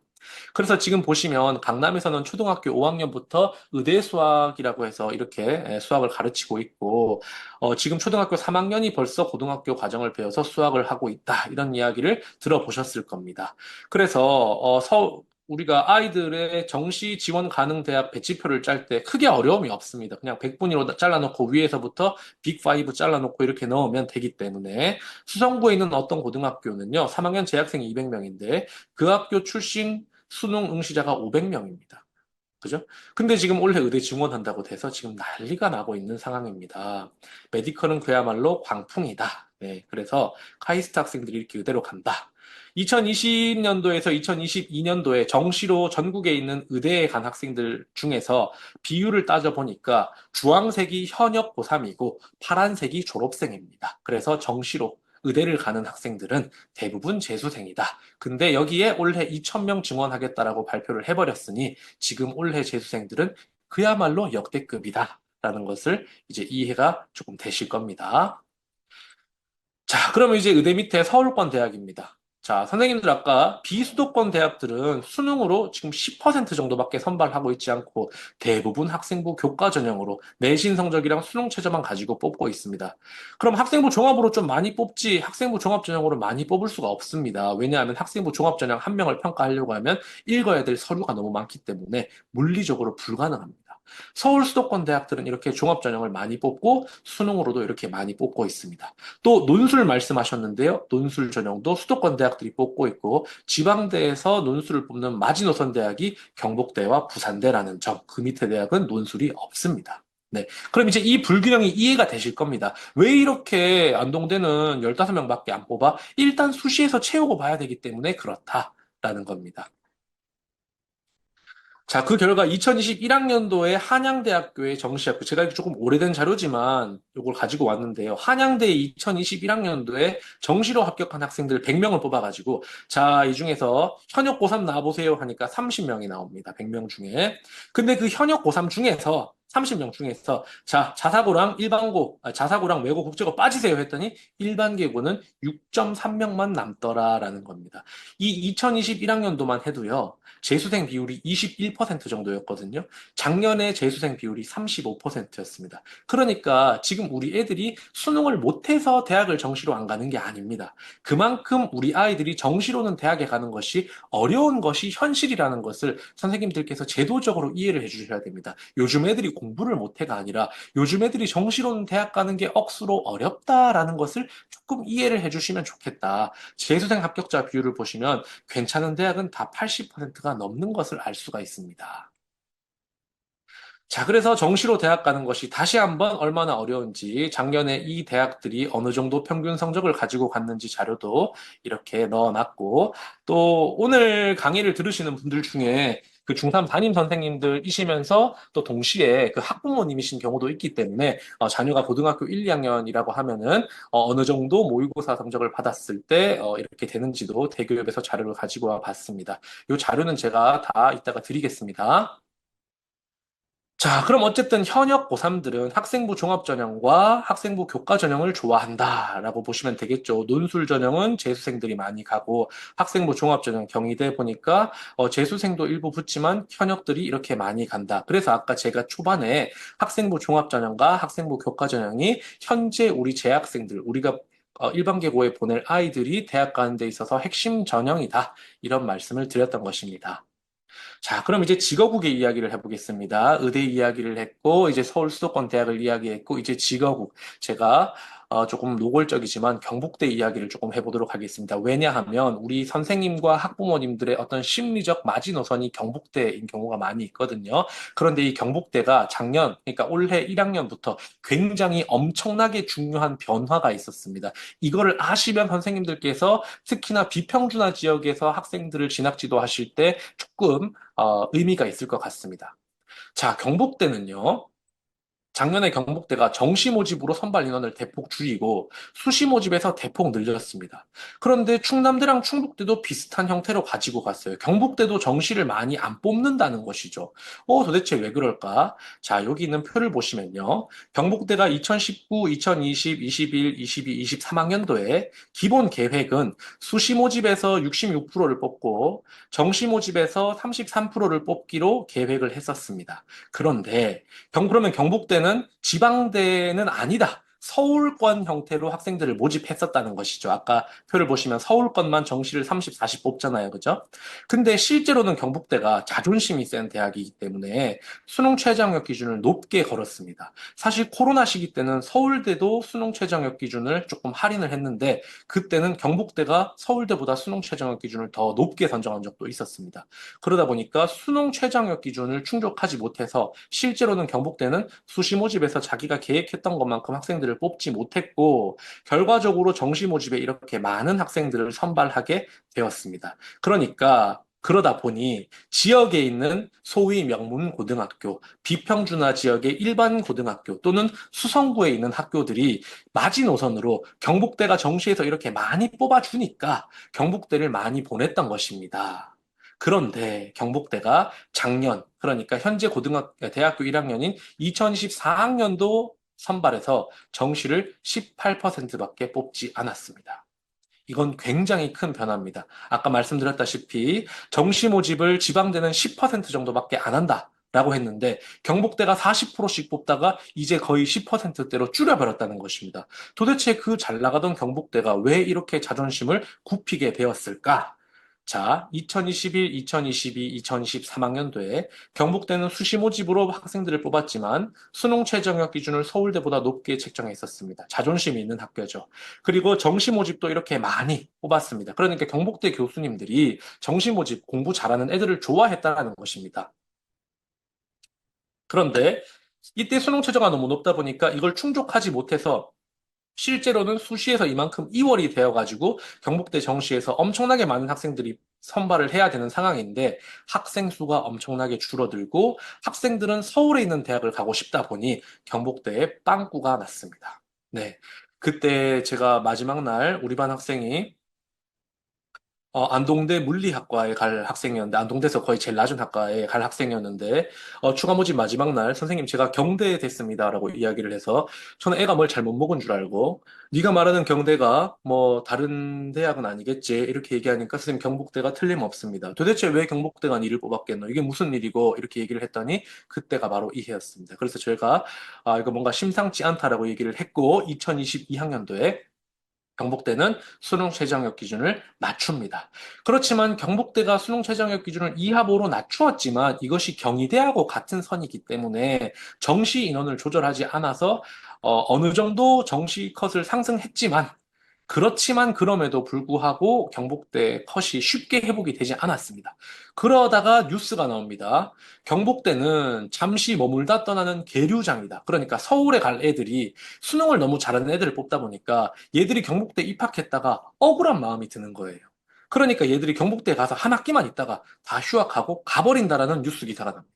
그리고 경북대 신입생 자퇴가 직업국 중에 최대다. 이거는 경북대를 이렇게 혼낼 게 아니라 사실은 경북대가 직업국 중에 제일 그 대장 지위를 가지고 있기 때문에 그런 것이지만 어쨌든 이런 자극적인 뉴스들 때문에 난리가 났었습니다. 그러다 보니 작년에는 어떻게 뽑았느냐? 수시로 우리도 이렇게 뽑겠다. 네, 그래서 수능 최저도 6, 7등급까지 낮추고 이렇게 바꿔버렸습니다. 네, 3등급도 들어와, 4등급도 들어와 이렇게 수시로 일단 뽑고 정시는 이만큼 줄여버렸습니다. 그러다 보니까 경북대 밑에 있는 대학들이 경북대가 무슨 그 서해안에 있는 싹쓸이 여선처럼 다 끌고 간다고 막 그 볼멘 소리를 많이 하고 그랬는데 어쨌든 이렇게 되니까 상대적으로 경북대의 정시 커트라인이 다시 옛날 선을 회복하게 됐습니다. 그러니까 이게 이렇게 보시면 돼요. 맛집이라 가지고 손님이 많아가지고 이 장사가 잘 되기 때문에 커트라인이 올라간 게 아니고 하루에 파는 양을 줄여버린 거죠. 그래서 가격을 올리는 전략을 경북대가 작년에 성공적으로 안착시켰다는 겁니다. 예, 그러다 보니까 이게 체감을 하다 보면 그럼 이제 경북대 교수님들을 어떻게 설득했느냐? 교수님들한테 입학처에서 이 자료를 가지고 설득을 했대요. 교수님, 정시만 너무 좋아하지 마시고, 교수님 과에 1학기 마치고 갑자기 안 나오는 그 학생들이 전부 다 정시랑 논술로 온 애들이에요. 걔들 뽑으면 걔들 다 떠납니다. 그러니까 우리 학생부 종합전형으로 와서 제일 앞자리에 앉아서 걔들 수능 못하기 때문에 걔들은 다른 대학 가지도 않습니다. 학교에 앉아서 열심히 공부하고 또 학생부 종합전형이니까 그 과에 대한 애정이 남다른 고등학교 때부터 남다른 애들 아니겠습니까? 그런 애들 가르쳐 보니까 취업도 잘 하더라. 그렇게 실제로 설득을 했다고 합니다. 제가 경북대 전형자문위원이기 때문에 들은 이야기인데요. 대학들은 선생님들이 착각하시는 게 대학들, 특히 서울에 있는 대학도 그렇고 소위 좋은 대학들이 수능을 잘하는 애들을 좋아할 것 같지만 대학들은 학생부 종합전형으로 입맛에 맞는 애들 뽑는 것을 좋아합니다. 그래야 과거도 마음대로 뽑고 자사고도 마음대로 뽑을 수 있기 때문입니다. 네, 그래서 한번 체감을 해보겠습니다. 경북대 정시 모집이 얼마나 줄었는지 제가 정시 상담을 할 때 2021년부터 23년에 경북대 경영학과에 최초로는 76 조금 줄어서 54명을 뽑았는데 수시 모집에서 다 못 뽑아가지고 2월 된 인원이 1952. 그래서 결과적으로 2021년에 경북대는 76명을 정시에서 뽑으려고 했지만 수시에서 너무 많이 이월돼서 95명이 지원을 했습니다. 자, 그런데 불과 2년 만에 56명으로 줄었죠. 작년에 경북대가 정시로 경영학과 몇 명 뽑았을까요? 38명 뽑았습니다. 그러면 95명, 약 100명을 뽑던 경북대가 약 30명을 뽑았으니까 이 정시 커트라인이 어떻게 됐을까요? 엄청나게 올라갔다라는 겁니다. 제가 이 이야기를 꼭 중학교 선생님들께 드리고 싶어요. 이게 왜 그러냐면 제가 경주에 있는데 이게 어떤 고등학교라고 참 말씀드리기 어렵지만 어떤 지역의 정시 상담을 가게 되면 그 굉장히 공부를 잘하는 아이들이 모여 있어서 상대적으로 실제로는 그렇지도 않은데 자기들이 공부를 잘한다고 착각하는 아이들이 모여 있는 학교에서 어, 이제 정시 상담, 그러니까 수시는 다 떨어지고 수시에서는 막 우주 상향을 하고 정시 모집에서 상담을 딱 하면 어머님이 이렇게 오셔서 말씀을 하세요. 선생님, 제가 작년 기준으로 보니까 우리 아이의 마지노선 대학인 경북대가 작년이나 재작년 기준으로 보니까 될 것 같아요. 이렇게 말씀을 많이 하세요. 올해도 되겠지요. 이렇게 이야기를 하면 어머님 죄송하지만 안 됩니다라고 답변을 드릴 수밖에 없습니다. 왜냐하면 보시는 바와 같이 100등까지 뽑다가 지금은 38등 안에 들어야지 합격을 하기 때문이라는 것이죠. 그러면 이제 어머님들께서 막 화를 냅니다. 아니, 왜 내한테 말도 안 하고 그렇게 바꿨느냐? 말도 안 한 게 아니고 이미 그 전년도에 다 그걸 계획을 발표하게끔 되어 있습니다. 지금 경북대 홈페이지 가면 2025학년도 대입이 아니라 2026도 나와 있기 때문에 이것을 선생님들이 모르고 진학 지도를 하신다는 거예요. 그래서 우리가 지금 대학 입시를 할 때, 우리가 고등학교 선택을 할 때도 그렇고, 나는 정시로 대학을 갈래요. 라고 하면 저는 중학교 아이들한테 이렇게 얘기를 합니다. 선생님들이 이제 이 자료를 이해가 가시죠? 입학한 학생들의 세 과목의 백분위 평균이 248이다. 합치니까 248이다. 그러니까 영어 빼고, 영어는 백분위가 안 나오니까, 국어, 수학, 탐구 과목의 백분위가 합치면 세 과목의 평균을 합치니까 240대입니다. 3으로 나누니까 백분위가 80이에요. 그러면 백분위가 각 과목에서 80을 받으려고 하면 아까 우리가 처음에 보여드렸던 9등급 기준으로 봤을 때 경북대에 가려고 하면 너가 수능에서 2등급과 3등급을 섞어 맞는 정도가 돼야 경북대를 정시로 지원이 가능하다. 그 밑으로는 죽이 되든 밥이 되든 내신으로 수시로 경북대를 가야 된다. 그 밑으로는 사실은 그 밑에 있는 대학은 뽑지를 않는다, 정시로. 이거를 꼭 알려주셔야 된다는 겁니다. 그래서 경북대는 정시 인원 조절을 통해서 수능 성적 상위 10% 내외 학생들을 입학시키려는 큰 계획을 전년도부터 적극 실시했고, 상위 10%는 평균 백분위 90, 아직 90에는 도달하지 못했지요. 그래서 어쨌든 현실적으로 그 아래 대학은 수시에서 다 뽑기 때문에 자기 객관화를 통해서 저울질을 해야 된다. 옛날 같으면 공부를 잘하는 학교 보내도 뭐 수능으로 경대는 가지 했다면 지금은 그렇지가 않다라는 겁니다. 그래서 수성구에 있는 학교와 경북대가 사이가 굉장히 멀어졌다라는 겁니다. 네, 경북대 이야기는 그만하겠습니다. 자, 이제 그 밑에 있는 지방대입니다. 자, 우리가 아까 내신 성적이라고 하는 것 또는 그 백분이라고 하는 것은 전체 나의 경쟁자에 따라서 그 경쟁자 중에 나의 상대적인 위치라 그랬어요. 그러니까 공부를 조금 잘하는 애들끼리 모여 있으면 내신 받기가 힘들겠죠. 또 못하는 애들이 많이 있으면 공부를 그래서 이제 2023년도 대입에 비해서 2024년도 대입이 만약에 학생 수가 줄어든다. 지금 우리 중3 애들은 그 전년도에 황금돼지 애들이라 가지고 학생 수가 줄잖아요. 그렇죠? 그러면 줄어들면 어떤 영향력이 있느냐? 자, 1등급, 2등급, 3등급, 4등급, 5등급 이렇게 있었는데 학생 수가 줄어들면은 전체 집단 수가 줄어들지 않습니까? 그러니까 그 안에서 4%의 비율도 줄어듭니다. 네. 그러면 어떤 대학은 앞에서 요까지 갔고, 요까지 갔고, 요까지 갔고, 요까지 갔다고 하면 이 대학에 합격하는 학생 수가 학생 수 감소 때문에 등급이 커트라인이 떨어질 수밖에 없다는 겁니다. 이거는 그 대학이 망했기 때문이 아니라 자연스러운 현상이라는 거예요. 학생 수 감소에 따른. 그래서 제가 한번 보여드릴게요. 영남대입니다. 영남대학교 2019, 2020, 2021학년도에 이러한 학과에 합격한 애들의 내신 평균 등급입니다. 이거 자료로 안 줘가지고 제가 사진 찍어 왔는데 2019학년도에 평균적으로 보니까 영남대는 그래도 3등급은 돼야 간다. 학교에서 내신이. 2020년도가 되니까 이제 4자가 모이기 시작하죠. 그죠? 2011학년도가 되니까 거의 4등급 받아도 영남대를 가더라는 거예요. 근데 이게 2021학년도잖아요. 지금 학생 수가 더 줄었거든요. 자, 작년에 영남대에 합격한 학생들의 내신 컷을 보겠습니다. 6등급도 영남대를 가고 있어요. 물론 제가 제일 낮은 과부터 내린 겁니다. 괜찮은 과들은 밑에 있겠죠. 그렇지만, 그러니까 우리가 애가 찾아와 선생님, 저는 평생 꿈이 영남대만 합격하면 됩니다. 저는 영남대만 가면 되니까 아무 학과나 영남대만 보내주이소. 이러면 걱정할 게 없는 시대가 됐다는 겁니다. 그러니까 경북대가 이렇게 학생 수를 줄인 것이 어느 정도, 왜, 무엇 때문인지 선생님들께서 조금 더 체감이 되실 거예요. 제가 포항에서 진학 지도를 할 때, 그러니까 한 5년 전만 해도요, 대구대에 가려고 하면은 2등급 정도 맞는 애들을 막 지원시키고 그랬었거든요. 근데 지금 불과 몇 년 사이에 학생 수 감소 때문에 이런 일이 일어나고 있다. 또 지방대는 수시로 학생들을 더 많이 뽑으려고 하니까 내신 컷은 더 떨어지고 있는 것이 지금 현재 상황이다라는 겁니다. 그러다 보니 대학들은 살아남기 위해서 이렇게 통합을 하고 있고, 인기가 없는 교대, 인기가 줄어들고 있는 교대 같은 경우에는 이제 부산교대가 사라졌죠. 저 부산대 초등교육과로 합쳐지고 있는 이런 상황입니다. 그래서 학생 수 줄어드니까 대학 가기 쉬워진 거 맞나요? 라고 물어보면 저는 지방대학 가는 것은 쉬워진 것이 사실이다. 하지만 인구 감소의 폭과 속도가 굉장히 빠르게 진행되고 있어서 그렇지만 사람이 없어도 맛집에는 줄이 깁니다. 오히려 사람이 별로 없을 때 맛집에 줄이 조금 있으면 왠지 서고 싶은 마음이 들지 않습니까? 그죠? 그래서 지금 보시면 학생 수는 줄었지만 수도권은 오히려 학생들의 지원이 증가하고 있고 비수도권은 오히려 줄어들어서 엄청나게 양극화가 되고 있다. 이것이 지금 현재 입시의 맥락입니다.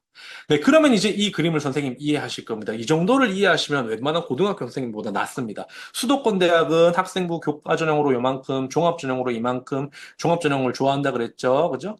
그리고 정시로는 33%를 뽑고 있지만 비수도권 대학은 정시로 거의 뽑고 있지 않기 때문에 너가 경북대선, 그러니까 100분이 80선이 되지 않는 실력을 가지고 어줍지 않게 정시로 승부를 보겠다고 공부를 하면 죽도 밥도 안 되고 영남대를 갈 수 있는데도 못 가는 상황이 발생하는 것이 지금 현재 입시다라고 이 자료를 가지고 설명을 해주시면 좋겠습니다.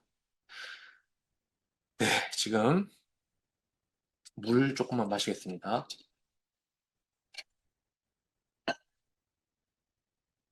네, 저는 지금 사실 그 사무실에서 혼자 앉아서 이렇게 하고 있기 때문에 선생님들이 몇 분 듣고 계신지도 모르고 전혀 긴장이 안 되고 있습니다. 제가 작년에도 이 강의를 했는데 근데 올해는 조금 더 작년보다 긴장이 되는 것이 제가 교생 실습을 갔을 때 우리 담임 선생님도 지금 이 강의를 듣고 계시고 그리고 남편이 고입 홍보를 가도 학생 한 명도 보내주지 않는 중학교 3학년 담임인 저희 집사람도 이 강의를 지금 듣고 있어서 조금 긴장이 됩니다. 네, 아무튼, 네, 농어촌 이야기를 잠깐 해보겠습니다. 농어촌 학교가 많으니까. 왜냐면 이제 농어촌 학부모님들은 막연히 농어촌이면 대학을 잘 간다라고 하는 어떤 착각을 가지고 계세요. 그리고 선생님들은 농어촌 학생들의 데이터를 구하는 것이 쉽지가 않습니다. 그러다 보니까 농어촌, 그래 뭐 농어촌 받아서 가면 되지. 이렇게만 막연하게 생각을 하시는 경우가 있기 때문에 농어촌의 실상에 대해서 조금 설명을 드려보겠습니다. 자, 농어촌 전형은 지금 아까 말씀드렸다시피 고른 기회 전형 속에 농어촌을 대부분 포함시키고 있다. 이렇게 말씀을 드렸죠. 그래서 이화여대에 합격하는 애들 보니까 인문은 내신이 이 정도, 자연은 이 정도 안에 들어야지 농어촌 전형에 합격을 하더라. 이것이 이화여대에 일반적으로 지원하는 시에 있는 학교 학생들과는 보다는 조금 더 낮은 성적이긴 합니다만, 그럼에도 불구하고 이화여대에 농어촌으로 합격하는 것이 수시에서 그렇게 낮은 성적은 아니지 않습니까? 그죠? 그래서 이 농어촌에 대해서 좀 알아보겠습니다. 고려대 기준으로 고른 기회 전형 안에서 농어촌 전형의 합격자는 60% 그리고 총 합격자, 지원은 이렇게 하지만 총 합격자는 85%가 합격하니까 고대도 고른 기회는 거의 농어촌 판이구나. 예, 거의 사실상 모든 대학이 이렇다고 보시면 됩니다. 그런데 자 여기 빨간색은 지역별로 지원이고요. 흰색은 요 흰색 그래프는 합격입니다. 그러면 지금 농어촌으로 가장 많이 지원하고 있는 곳은 경기지요. 그리고 지원 대비 합격자가 많은 것도 경기입니다. 우리 경북은 어떻습니까? 지원은 적은 편은 아니지만 합격은 지원자보다 못하고 있어요. 아니, 우리 지역이야말로 정말 농어촌 지역이 많은데 아까 보니까 수비에서도 오시고 후포에서도 오시고 평해에서도 오시는데 도대체 이 많은 농어촌 아이들이 그렇게 지원을 했는데 왜 지원 대비 떨어지는 걸까? 합격률이 이렇게 낮은 것일까? 왜 경기도가 농어촌이 뭐가 있지? 이런 생각이 드실 텐데요. 자, 농어촌 전역은요, 지원 대비 합격자가 높은 김남파가 있습니다. 김남파. 네, 김남파라고 외우시면 되는데요. 김남파가 어디냐? 정시에서도 보니까 농어촌 정시 전형에서도 경기의 김남파가 다 가져가고 있잖아요. 그렇죠? 오히려 농어촌 정시 전형은 경북은 합격률이 더 낮습니다. 지원 대비 합격률이. 네, 도대체 뭔데 이 김남파는요?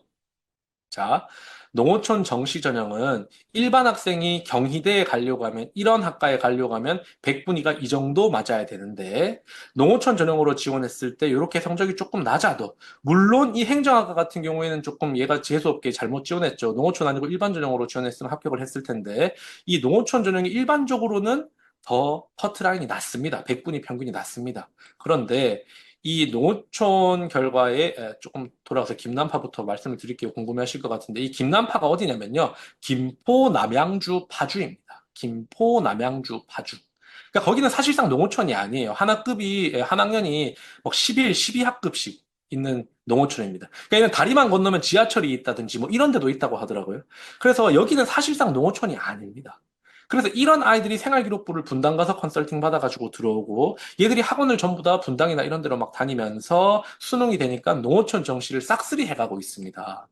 그래서 이 농어촌 정시 전형이 너무나 컷이 낮다 보니까 서강대 같은 경우에는 이제 농어촌 정시인데도 수능 최소한 이 정도는 맞춰서 와. 농어촌 빵꾸가 한번 났거든요. 그래서 이렇게 조건을 걸고 있는 정도로 농어촌은 정시가 돼야지 대학 가기가 유리합니다. 네, 농어촌 애들끼리 정시로 모집하는 전형이 있습니다. 그래서 경기도 보니까, 자, 경기도에 있는 학교 중에서 농어촌 학교에 한 개짜리 학급, 그러니까 3학년이 한 반밖에 없는 거는 두 학급, 두 개 있는 학급은 11개교, 세 개, 3학년이 농어촌에 3반까지 있는 거는 8개교가 있다. 근데 경기도는 보니까 8반, 농어촌인데 3학년이 8반인 데가 12개 학교. 9반이 4개 학교. 10반, 11반 넘는데도 지금 이렇게 많이 있어요. 경북은 어떻습니까? 경북은 대부분 농어촌이 요 안에서 놀고 있어요. 경북에서 농어촌 중에서 10개 학급이 되는 데는 경북 전체에 2개밖에 없다는 겁니다.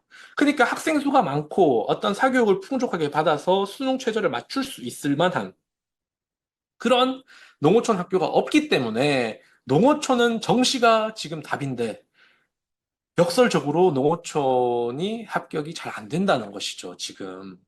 그래서 농어촌은 정시다. 수도권 농어촌 수시는 내신이 안 된다고 막 올려치는 게 농어촌이 아니란 겁니다. 학부모님들이 그냥 막연하게 가지고 있는 것처럼 서류에서는 김남파가 54%를 국민대 같은 경우에 가져갔고, 충남권에도 농어촌이지만 사실은 농어촌이 아닌 그런 지역들이 일부 있습니다.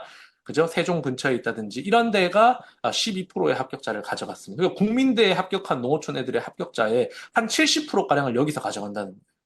그리고 수도권 대학들은 정시를 40% 우리가 그때 정치적인 이슈 때문에 정시 확대 고정을 해놔가지고 대학들이 고민을 하다가 어차피 40% 맞춰야 되는데 그러면은 전부 다 농어촌을 다 정시로 뽑자 이렇게 꼼수를 쓰고 있습니다.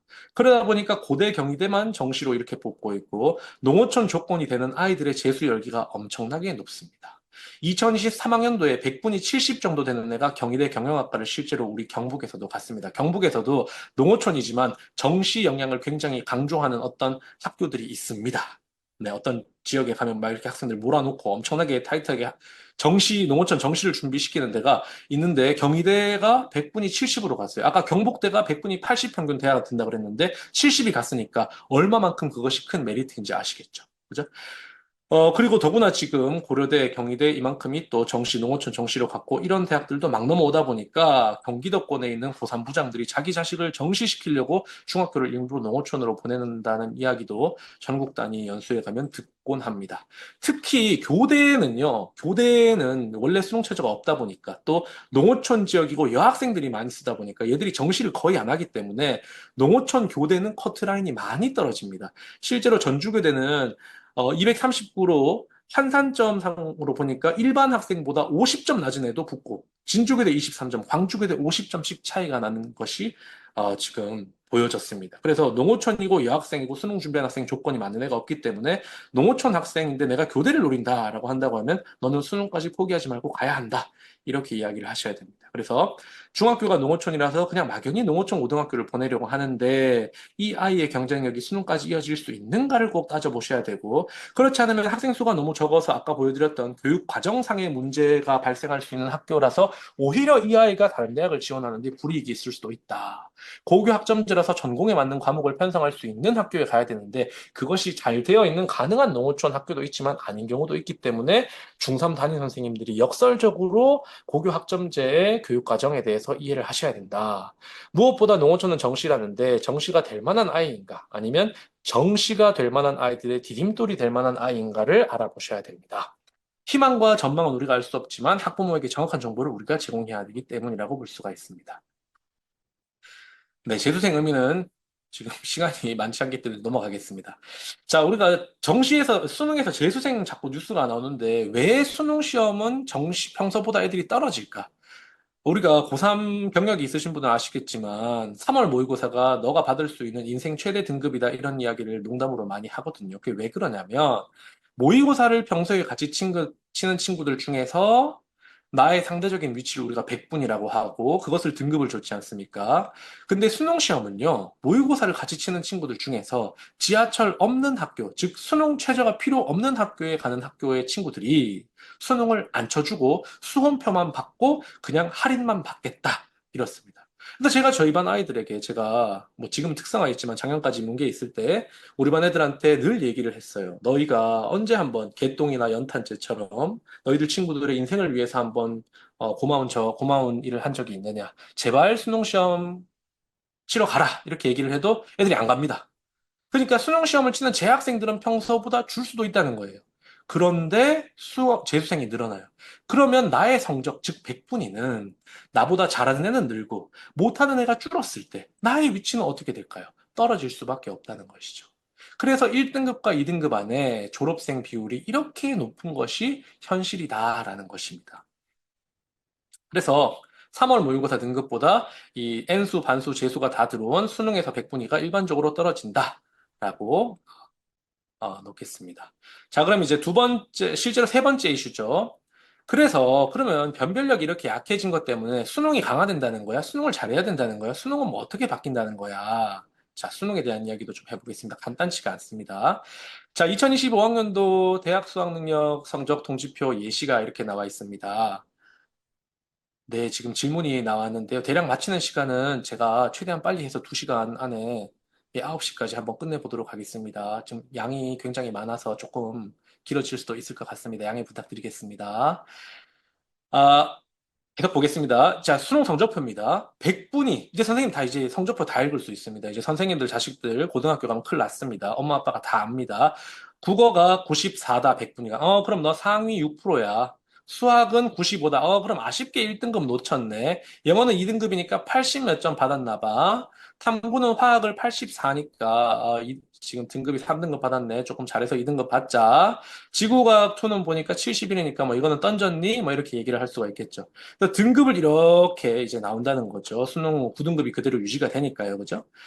자, 그래서 이 수능 최저학력 기준은 뭐냐? 아까 설명을 들었죠. 한국사는 포함이 안 됩니다. 자, 예를 들어서 수능 최저가 국수 영탐 중에 3합 5를 맞춰라. 그러면 내가 잘한 거를 뽑는 거예요. 수학이 3등급, 영어가 2등급, 생명과학이 1, 지구과학이 2. 그죠? 그러니까 잘한 거 중에 3개를 뽑는데 탐구는 둘 중에 하나 잘한 거를 보통 가져가거나 2개를 평균 내거나 그거는 대학마다 조금씩 다릅니다. 자, 그래서 수능 최저의 기준이 이렇게 되어 있어요. 네 과목 합이 5, 의대. 네 과목 합이 6, 뭐 의대, 약대 이렇게 되겠죠. 그렇죠? 세 그렇다. 뭐 지금 현재 이런 추세다라는 겁니다. 지금 현재 이런 추세. 자, 그러면 이 수능이 어떻게 바뀌느냐? 지금 그러니까 현재 고1까지는 국어, 수학, 영어 치는데, 자, 달라지는 게 있습니다. 수학 과목에서 여기 미적 1은 지금 여기 있는 미적이랑 다릅니다. 공통입니다. 그러니까 우리 중3 애들부터는 수학이 문과일과 구분이 없어집니다. 선생님, 국어도 마찬가지 아닌가요? 국어도 마찬가지지만 국어는 지금도 큰 차이가 없습니다. 수학에서 문과일과가 똑같은 과목을 친다라는 거. 자, 영어는 똑같죠. 그런데 또 하나 차이가 있습니다. 차이가 2개 있는데요. 수학을 똑같이 친다, 문이과가. 그 다음에 지금은 탐구를 이제 문과는 사회탐구 9개 중에 2개 선택, 이과는 과탐 중에 2개 선택인데, 이제 공통 과목입니다. 그러니까 사회탐구, 과학탐구를 다 칩니다. 선택 과목으로 안 치고, 공통 과목, 통합으로 거기서 낸다는 겁니다. 예, 지금 이게 2개의 가장 큰 변수라고 보면 됩니다. 그래서 이제 지금 우리 고1 돼 있는 황금돼지 작년 제자들이 재수를 못하니 뭐 어쩌니 이런 얘기 하는데 그 이유가 바로 이것 때문입니다. 왜냐면 선생님 저는 그러면은 뭐 예를 들어서 사탐도 공부해야 돼요? 아니면 과탐 공부하는데 과탐도 공부해야 돼요? 뭐 이런 이야기를 하더라고요. 네. 그래서 뭐 이 두 가지가 큰 변화다 이렇게 보시면 되는데요. 자, 2028학년도 통합형, 융합형 수능 과목의 개편. 선택형이 폐지되고 통합 수능이다. 다 똑같다. 그러니까 모든 애들이 똑같은 수능을 칩니다. 모든 애들이 똑같은 수능을 친다. 그 다음에 국수, 통사, 통과 상대평가고 영어랑 한국사 똑같이 절대평가다. 국어, 영어는 기존 수능과 변화 없다. 그래서 변화는 이거 2개입니다. 수학 범위가 줄어든다. 미적분 1까지 문이과가 다 똑같이 치고 통사 통과를 신규 도입했다. 그런데 우리가 선생님들 기억하실지 모르겠지만 처음에 이 초안이 나왔을 때는요. 여기에 플러스 한 개가 더 있었는데 그게 철회된 게 있어요. 그게 뭐냐면 심화수학이라고 하는 과목이에요. 원래 그러니까 생각해 보시면 그러면 이러면 문과 애들 중에도 공부 잘하는 애들이 의대 갈 수 있는 거 아니야? 똑같은 과목 치는데? 그렇게 생각하실 수 있잖아요. 그래서 초안에는 2028 초안에는 심화수학이라고 하는 과목을 치겠다. 그래서 뭐 대한수학회 이런 데서 막 난리가 났었어요. 그런데 학부모들이 난리가 납니다. 그 초안이 발표가 되니까. 그럼 이것도 막 사교육 유발하려고 그러는 거 아니냐. 치려면 똑같이 치지 뭐 심화수학을 하느냐. 그러면 이제 대학들이 심화수학 성적을 보는 대학이랑 안 보는 대학으로 또 대학 가르기 아느냐 해서 심화수학이 최종안에서는 탈락했습니다. 그러니까 대학의 의도를 아셔야 돼요. 대학은 공대나 의대나 약대나 이런 이공계열은 수학 역량 미적분 2를 반드시 봐야 된다라고 주장을 하는 거예요. 그런데 학부모 눈치 때문에 이게 없어졌으니까 결국에 이 미적분이랑 과탐에 대한 그 역량을 검증하기 위해서 대학들은 어떻게 한다? 수능에서조차 수능 아닌 다른 평가 요소가 평가로 들어오게 되는 그런 불행한 지금 일이 발생했다는 겁니다. 조금 이따가 자세히 그래프로 보여드릴게요. 그러니까 문과일과 구분이 없고 미적투, 기하, 물리 성적 몰라도 이거 몰라도 의대 공대 갈 수 있느냐? 예, 그래서 지금 오늘 발표된 자료예요. 오늘 이제 특히 탐구 과목 선생님들이 선택 과목 아니고 통합과학에서 어떻게 변별을 9등급으로 내냐? 네가 내라. 나는 못 낸다. 나는 시험 출제하러 못 간다 하면서 막 난리가 나가지고 교육부에서 예시 문항을 발표해서 오늘 냈습니다. 네. 그래서 이제 대학들한테 물어봤습니다.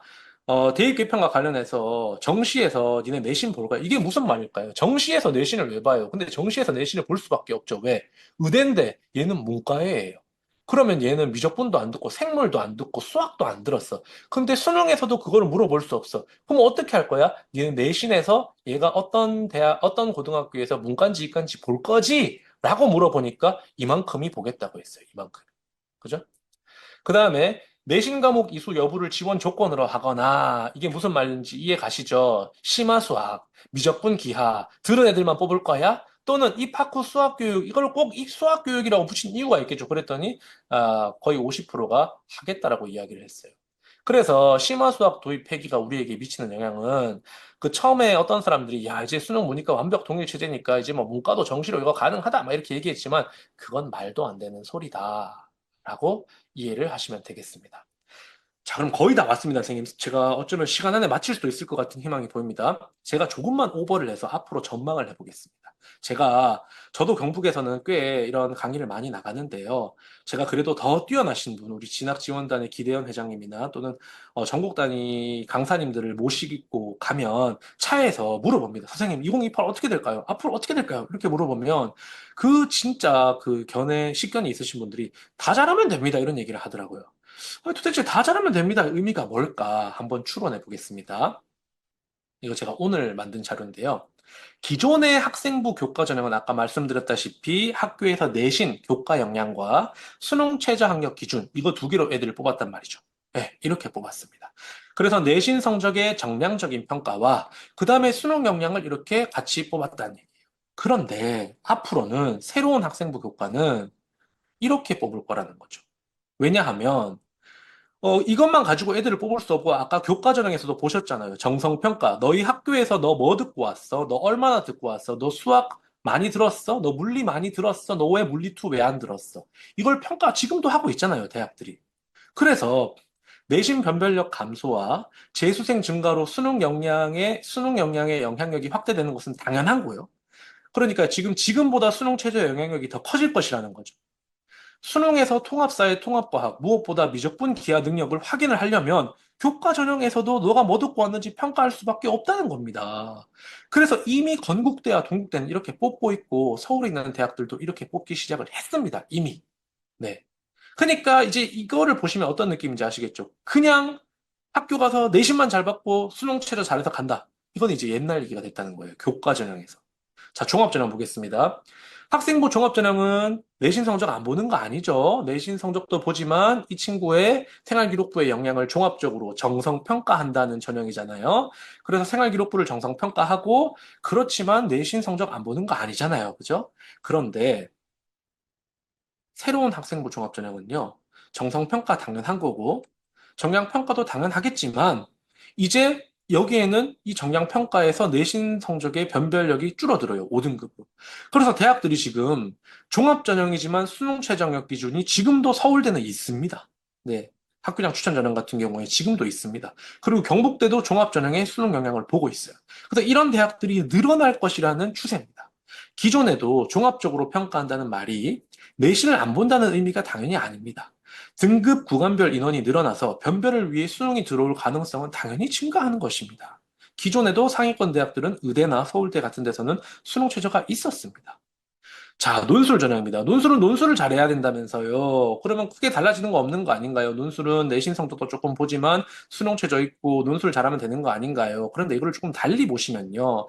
논술 전형은 결국 논술을 잘 친다는 건 수능을 잘하는 애들이 잘했잖아요. 그죠? 그래서 결과적으로는 이렇게 보시면 됩니다. 논술에서는 수능 영향이 더 커지고 내신 정량평가 당연히 들어가는 것이고 그런데 저는 이게 맞다고 보거든요. 조금 오바를 하자면 왜냐하면 자 보세요. 논술 전형에서 내는 문제는 예를 들어서 자연계면 수학 문제예요. 근데 그 수학 문제를 대학에서 묻고 싶을 때 문이과가 공통으로 치는 공통 수학을 물어볼까요? 아니면은 미적분과 기하를 물어볼까요? 지금도 미적분과 기하를 물어보고 있거든요. 그러니까 대학은 대학별 고사에서만큼은 심화 수학 역량을 볼 수 있잖아요. 그걸 논술에 넣는다고 하면 거꾸로 이야기했을 때 어떤 학생이 논술 전형을 치는 데 있어서 자기 학교에서 미분과 적분이 수능에 안 들어간다고 개설이 제대로 안 돼 있다면 이 친구가 그 시험을 제대로 칠 수가 있을까요? 저는 불가능하다고 생각해요. 그래서 지금도 논술 역량은 수능 역량이고 그런데 수능에서 미적분 기하를 평가하지 못한다면 결과적으로 논술 문제는 수능에서 다루지 못하는 수학이나 과학 영역이 될 것이라면 간접적으로 교육 과정을 평가하는 그림이 될 것이라는 거죠. 그래서 앞으로의 전형별 흐름을 기존 그리고 수능입니다. 마지막입니다. 기존에는 당연히 수능만 잘하면 됐어요. 기존에 수능은 수능으로 뽑는 거니까. 그런데 지금요. 수능 당연히 보지만 요즘에 수능에서 내신을 보는 대학이 이미 생겼습니다. 네, 서울대랑 고려대가 지금 이미 이 친구가 어떤 과목을 들었고 그 과목의 성적이 몇인지 이미 보고 있습니다. 그리고 대학들이 이렇게 하겠다고 예고를 하고 있어요. 그래서 수능 시험의 과목은 늘고 범위는 줄어들어서 수능에서 결국 학교 생활, 내신이나 교육 과정을 살펴보려는 움직임이 있다. 그래서 수능 올인형들을 막기 위한 고민들이 이미 대학들을 진행하고 있습니다. 그럼 이거 지금 다 통합해 보자면 기존에 이렇게 뽑았거든요. 그러니까 전형별로 색깔이 뚜렷했어요. 그리고 대표적으로 지방대와 서울에 있는 수도권에 많은 아이들이 합격을 했던 이 교과 전형은 사실상 내신 플러스 수능으로 갔었는데 앞으로는 이런 그림이 나오는 거예요. 근데 보시면 색깔이 다 똑같아요. 그래서 제가 깨달은 거예요. 아, 다 잘하면 된단 말이 이 말이구나. 결과적으로 일반고에서는 학생 개인의 차원에서는 내신을 받기 위한 역량도 중요하고 상대적으로 일반기고에서는 수능을 기피했지만 이제 수능 역량도 중요해진다는 겁니다. 그리고 학교가 수능에서 평가하지 못하지만 대학에서는 알고 싶은 그 과목 선택을 충분히 했는지를 과목 역량을 교육 과정으로 깔아주는 역량이 더해지지 않는다면 굉장한 위기를 맞이하게 될 것이라는 거예요. 제가 조금만 오버를 하자면요. 저는 이거는 우리 특히 그 사립학교보다 공립학교에 있는 교장 선생님들이 이거를 들어야 된다고 생각해요.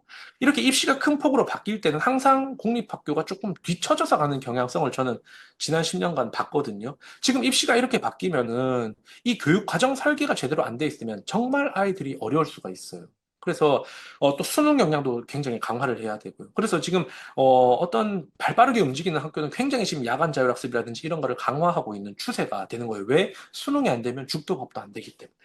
그래서 우리 2028에서 그 저희 경상북도 교육청에서 만든 자료를 보시면 학생부 교과전형에서도 수능 최저, 학생부 종합전형에서도 수능 최저, 논술 전형은 당연히 수능. 정시니까 당연히 수능. 네, 그래서 수능을 기반으로 한 어떤 종합적인, 그러니까 전형 간의 차이는 있을지언정 전형 간에 다 잘해야 된다, 결론적으로. 그래서 물론 대학별 시행 계획이 구체적으로 나와야 알겠지만 이런 흐름으로 갈 것을 우리가 조금 조심스럽게 전망을 해보겠습니다. 자, 그러면 그래서 어쩌란 말이냐? 예비고일 뭘 해야 되느냐? 뭐 이런 이야기를 해야 되겠죠. 그렇죠? 특히나 이제 영어 실력이 이제 중요한 그 관점이라고 보시면 되겠습니다. 그래서 그럼 어떤 고등학교를 가야 되느냐? 첫 번째로 학업 분위기가 잘 조성되어 있는 거. 이게 왜 학업 분위기가 중요할까요? 내신 변별이 줄어들면 수능이랑 대학별고사를 해야 되기 때문에 애들을 계속 수시로만 보내가지고 수능을 아예 안 시키는 학교 보내면 3학년 2학기 되면 애들이 영화를 보고 있어요. 이런 학교 가면 수능까지 갈 수가 없습니다. 자, 교과와 연결된 창의적 체험 활동이나 특색 프로그램을 잘 운영하고, 즉 생기부를 잘 못 쓰는 학교는 이제 큰일 난다는 얘기입니다. 교과 전형도 생활 기록부를 보기 때문에 저는 정말 이게 중요하다고 생각해요. 그래서 더 많은 인문계 고등학교에 있는 선생님이 고등학교를 떠나고 있어요. 생활 기록부를 쓰는 게 너무 스트레스이기 때문에. 자, 그다음에 학교 생활 및 교육과정 선택 전에 교육과정 전문가가 반드시 학교에 필요하다. 본인의 희망 진로와 연계된 학교 교육과정 내 똑같은 말입니다. 고교 학점제에서 교육과정이 약점이 되어서는 안 된다는 겁니다. 아까 그 고대 의대 떨어진 애가 내신 1.0인데 떨어졌잖아요. 그 엄마가 가만히 있었겠어요? 우리 애는 내신 1.0이고 한 번도 1등급을 놓친 적이 없는데 얘는 왜 떨어졌냐? 왜 13명 중에 3명 떨어졌는데 그 중에 왜 우리 애가 들어갔냐? 우리 학교 교육과정 잘못된 거 아니냐? 교육과정에서 아이가 잘못 선택을 한 거죠. 그죠?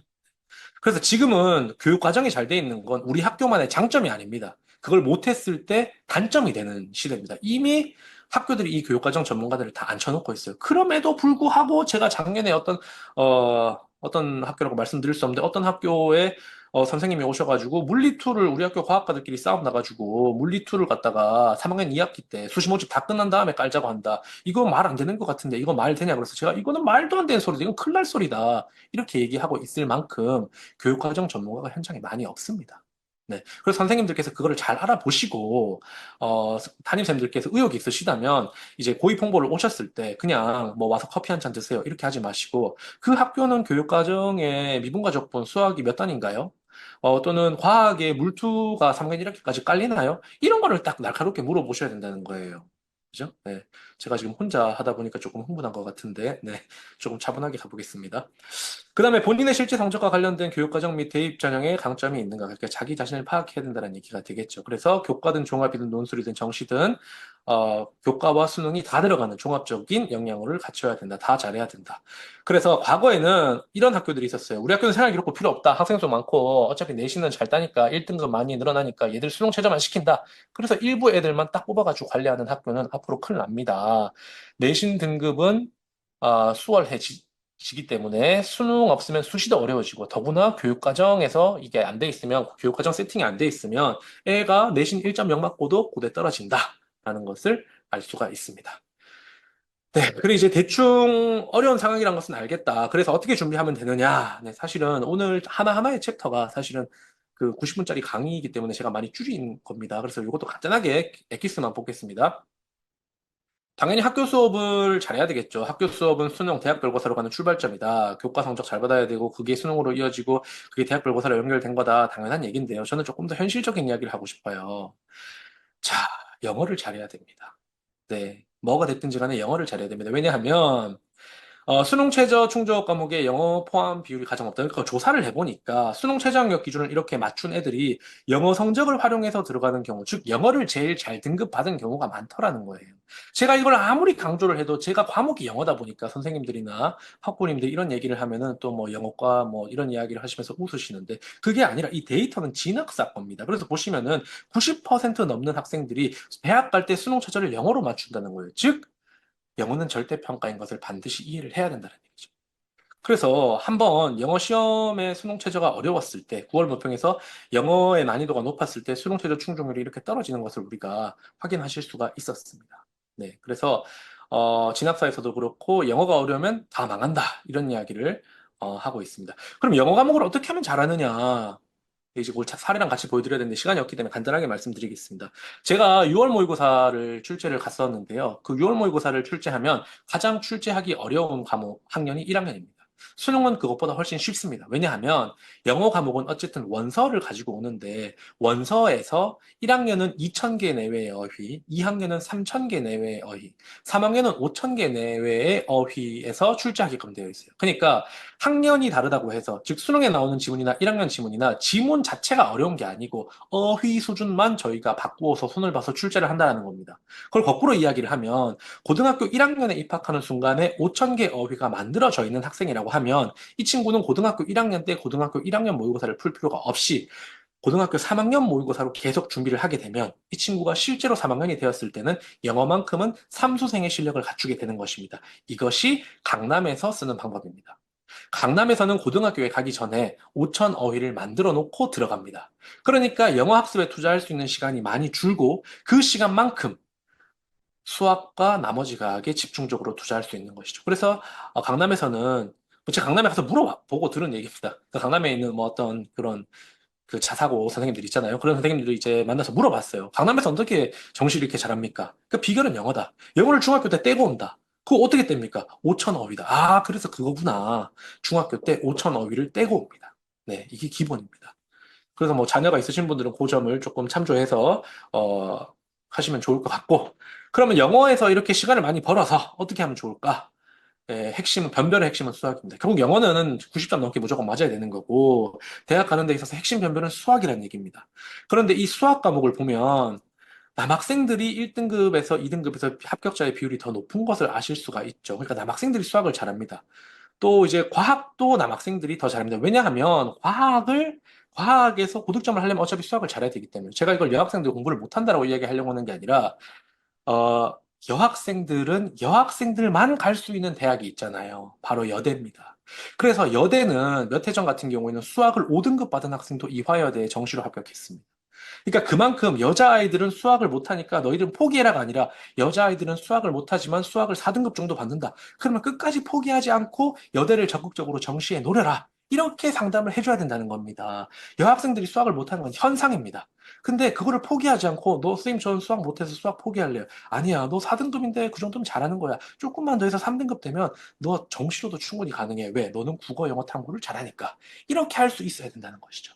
그래서 선생님들의 반 학생이 또는 자녀가 수학을 못하는 여학생인데 정시로 가능성이 있을까? 근데 딴 건 정말 잘한다. 그러면 이런 것도 한번 생각해 보셔라라는 겁니다.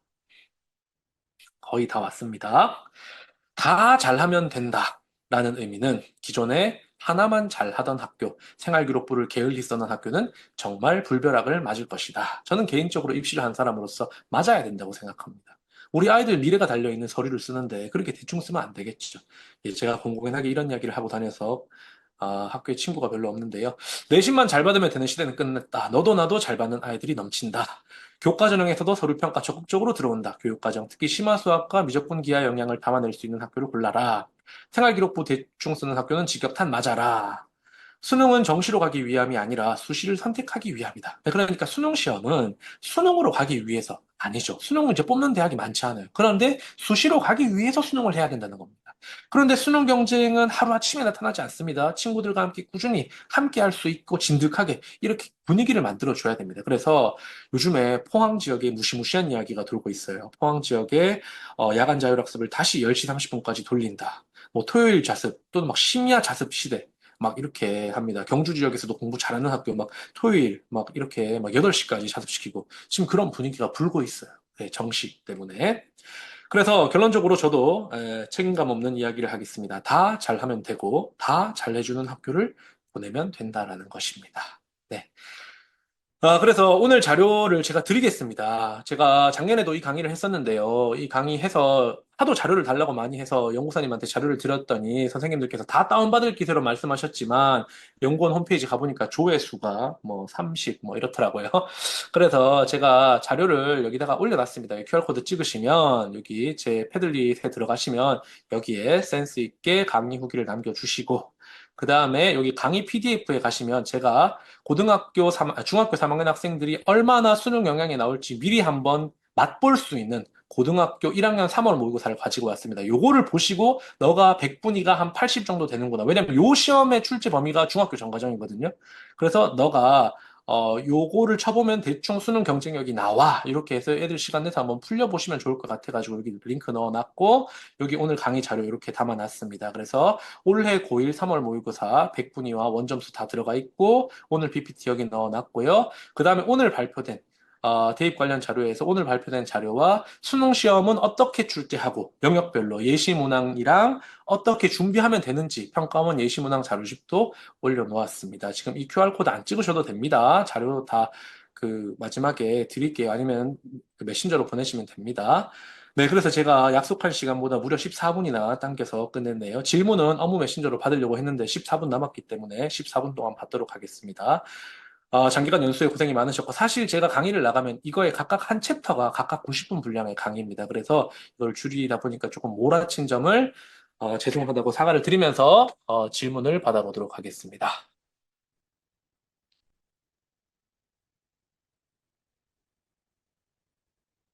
네, 질문을 해주시면 질문에 답변을 드리겠습니다.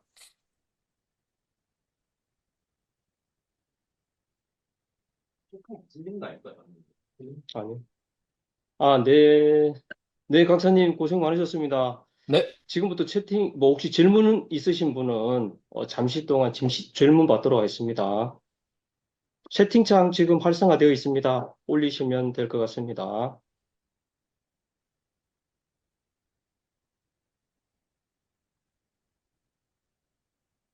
네, 해마루 중학교 선생님께서 학생부 종합전형은 고등학교가 블라인드가 아니냐 아니면 어느 학교인지 노출이 되느냐 이렇게 되어 있는데요. 일단 특목고 같은 경우에는 교육 과정 자체가 다르기 때문에 그 전문 교과라든지 또는 그 이제 과목 표시가 달라서 과거 외고는 다 드러납니다. 그리고 교육 과정이 아니라 생활기록부의 내용을 보면 그 학교마다 특성화 있는 프로그램이 있습니다. 그래서 그 이름을 보면 특목이랑 자사는 바로 티가 나고 대학들은 자기 대학에 지원하는 대부분의 학교를 블라인드지만 어지간하면 다 안다. 예, 이렇게 말씀을 드릴 수 있겠습니다. 패들릿 주소는 제가 링크로 보내드리도록 하겠습니다. 잠시만요. 네, 예체능을 준비하는 학생들 같은 경우에는 28년도에는 실기 예, 비중이 점점 줄어들고 잘 안 보입니다.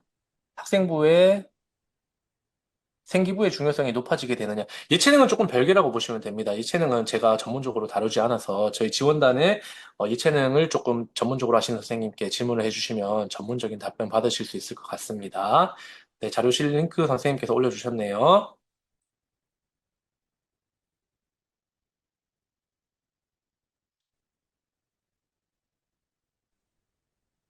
네, 다른 질문은 더 없으실까요? 네, 시간이 아마 늦어서 네. 그런 것 같습니다. 그리고 이 굉장히 많은 선생님께서 늦은 시간까지 지금 접속해 계시고요. 뭐 작년에 이어서 너무 좋은 자료들이 많이 제시돼서 그런 것 같습니다. 성적표부터 시작해서 기본적인 정책, 이 개편된 2028까지 굉장히 큰 틀을 자세하게 좀 안내해 주신 것 같습니다. 그 이후로도 필요하신 부분이 있으면 질문하면 아마 답변이 될 것 같습니다. 지금 마지막으로 올라온 질문 하나 더 답변 드리고 마치도록 하겠습니다. 네, 차정호 선생님께서 자율전공으로 학생들을 많이 선발하는데 고교 학점제가 있으니까 뭐 어떻게 되느냐.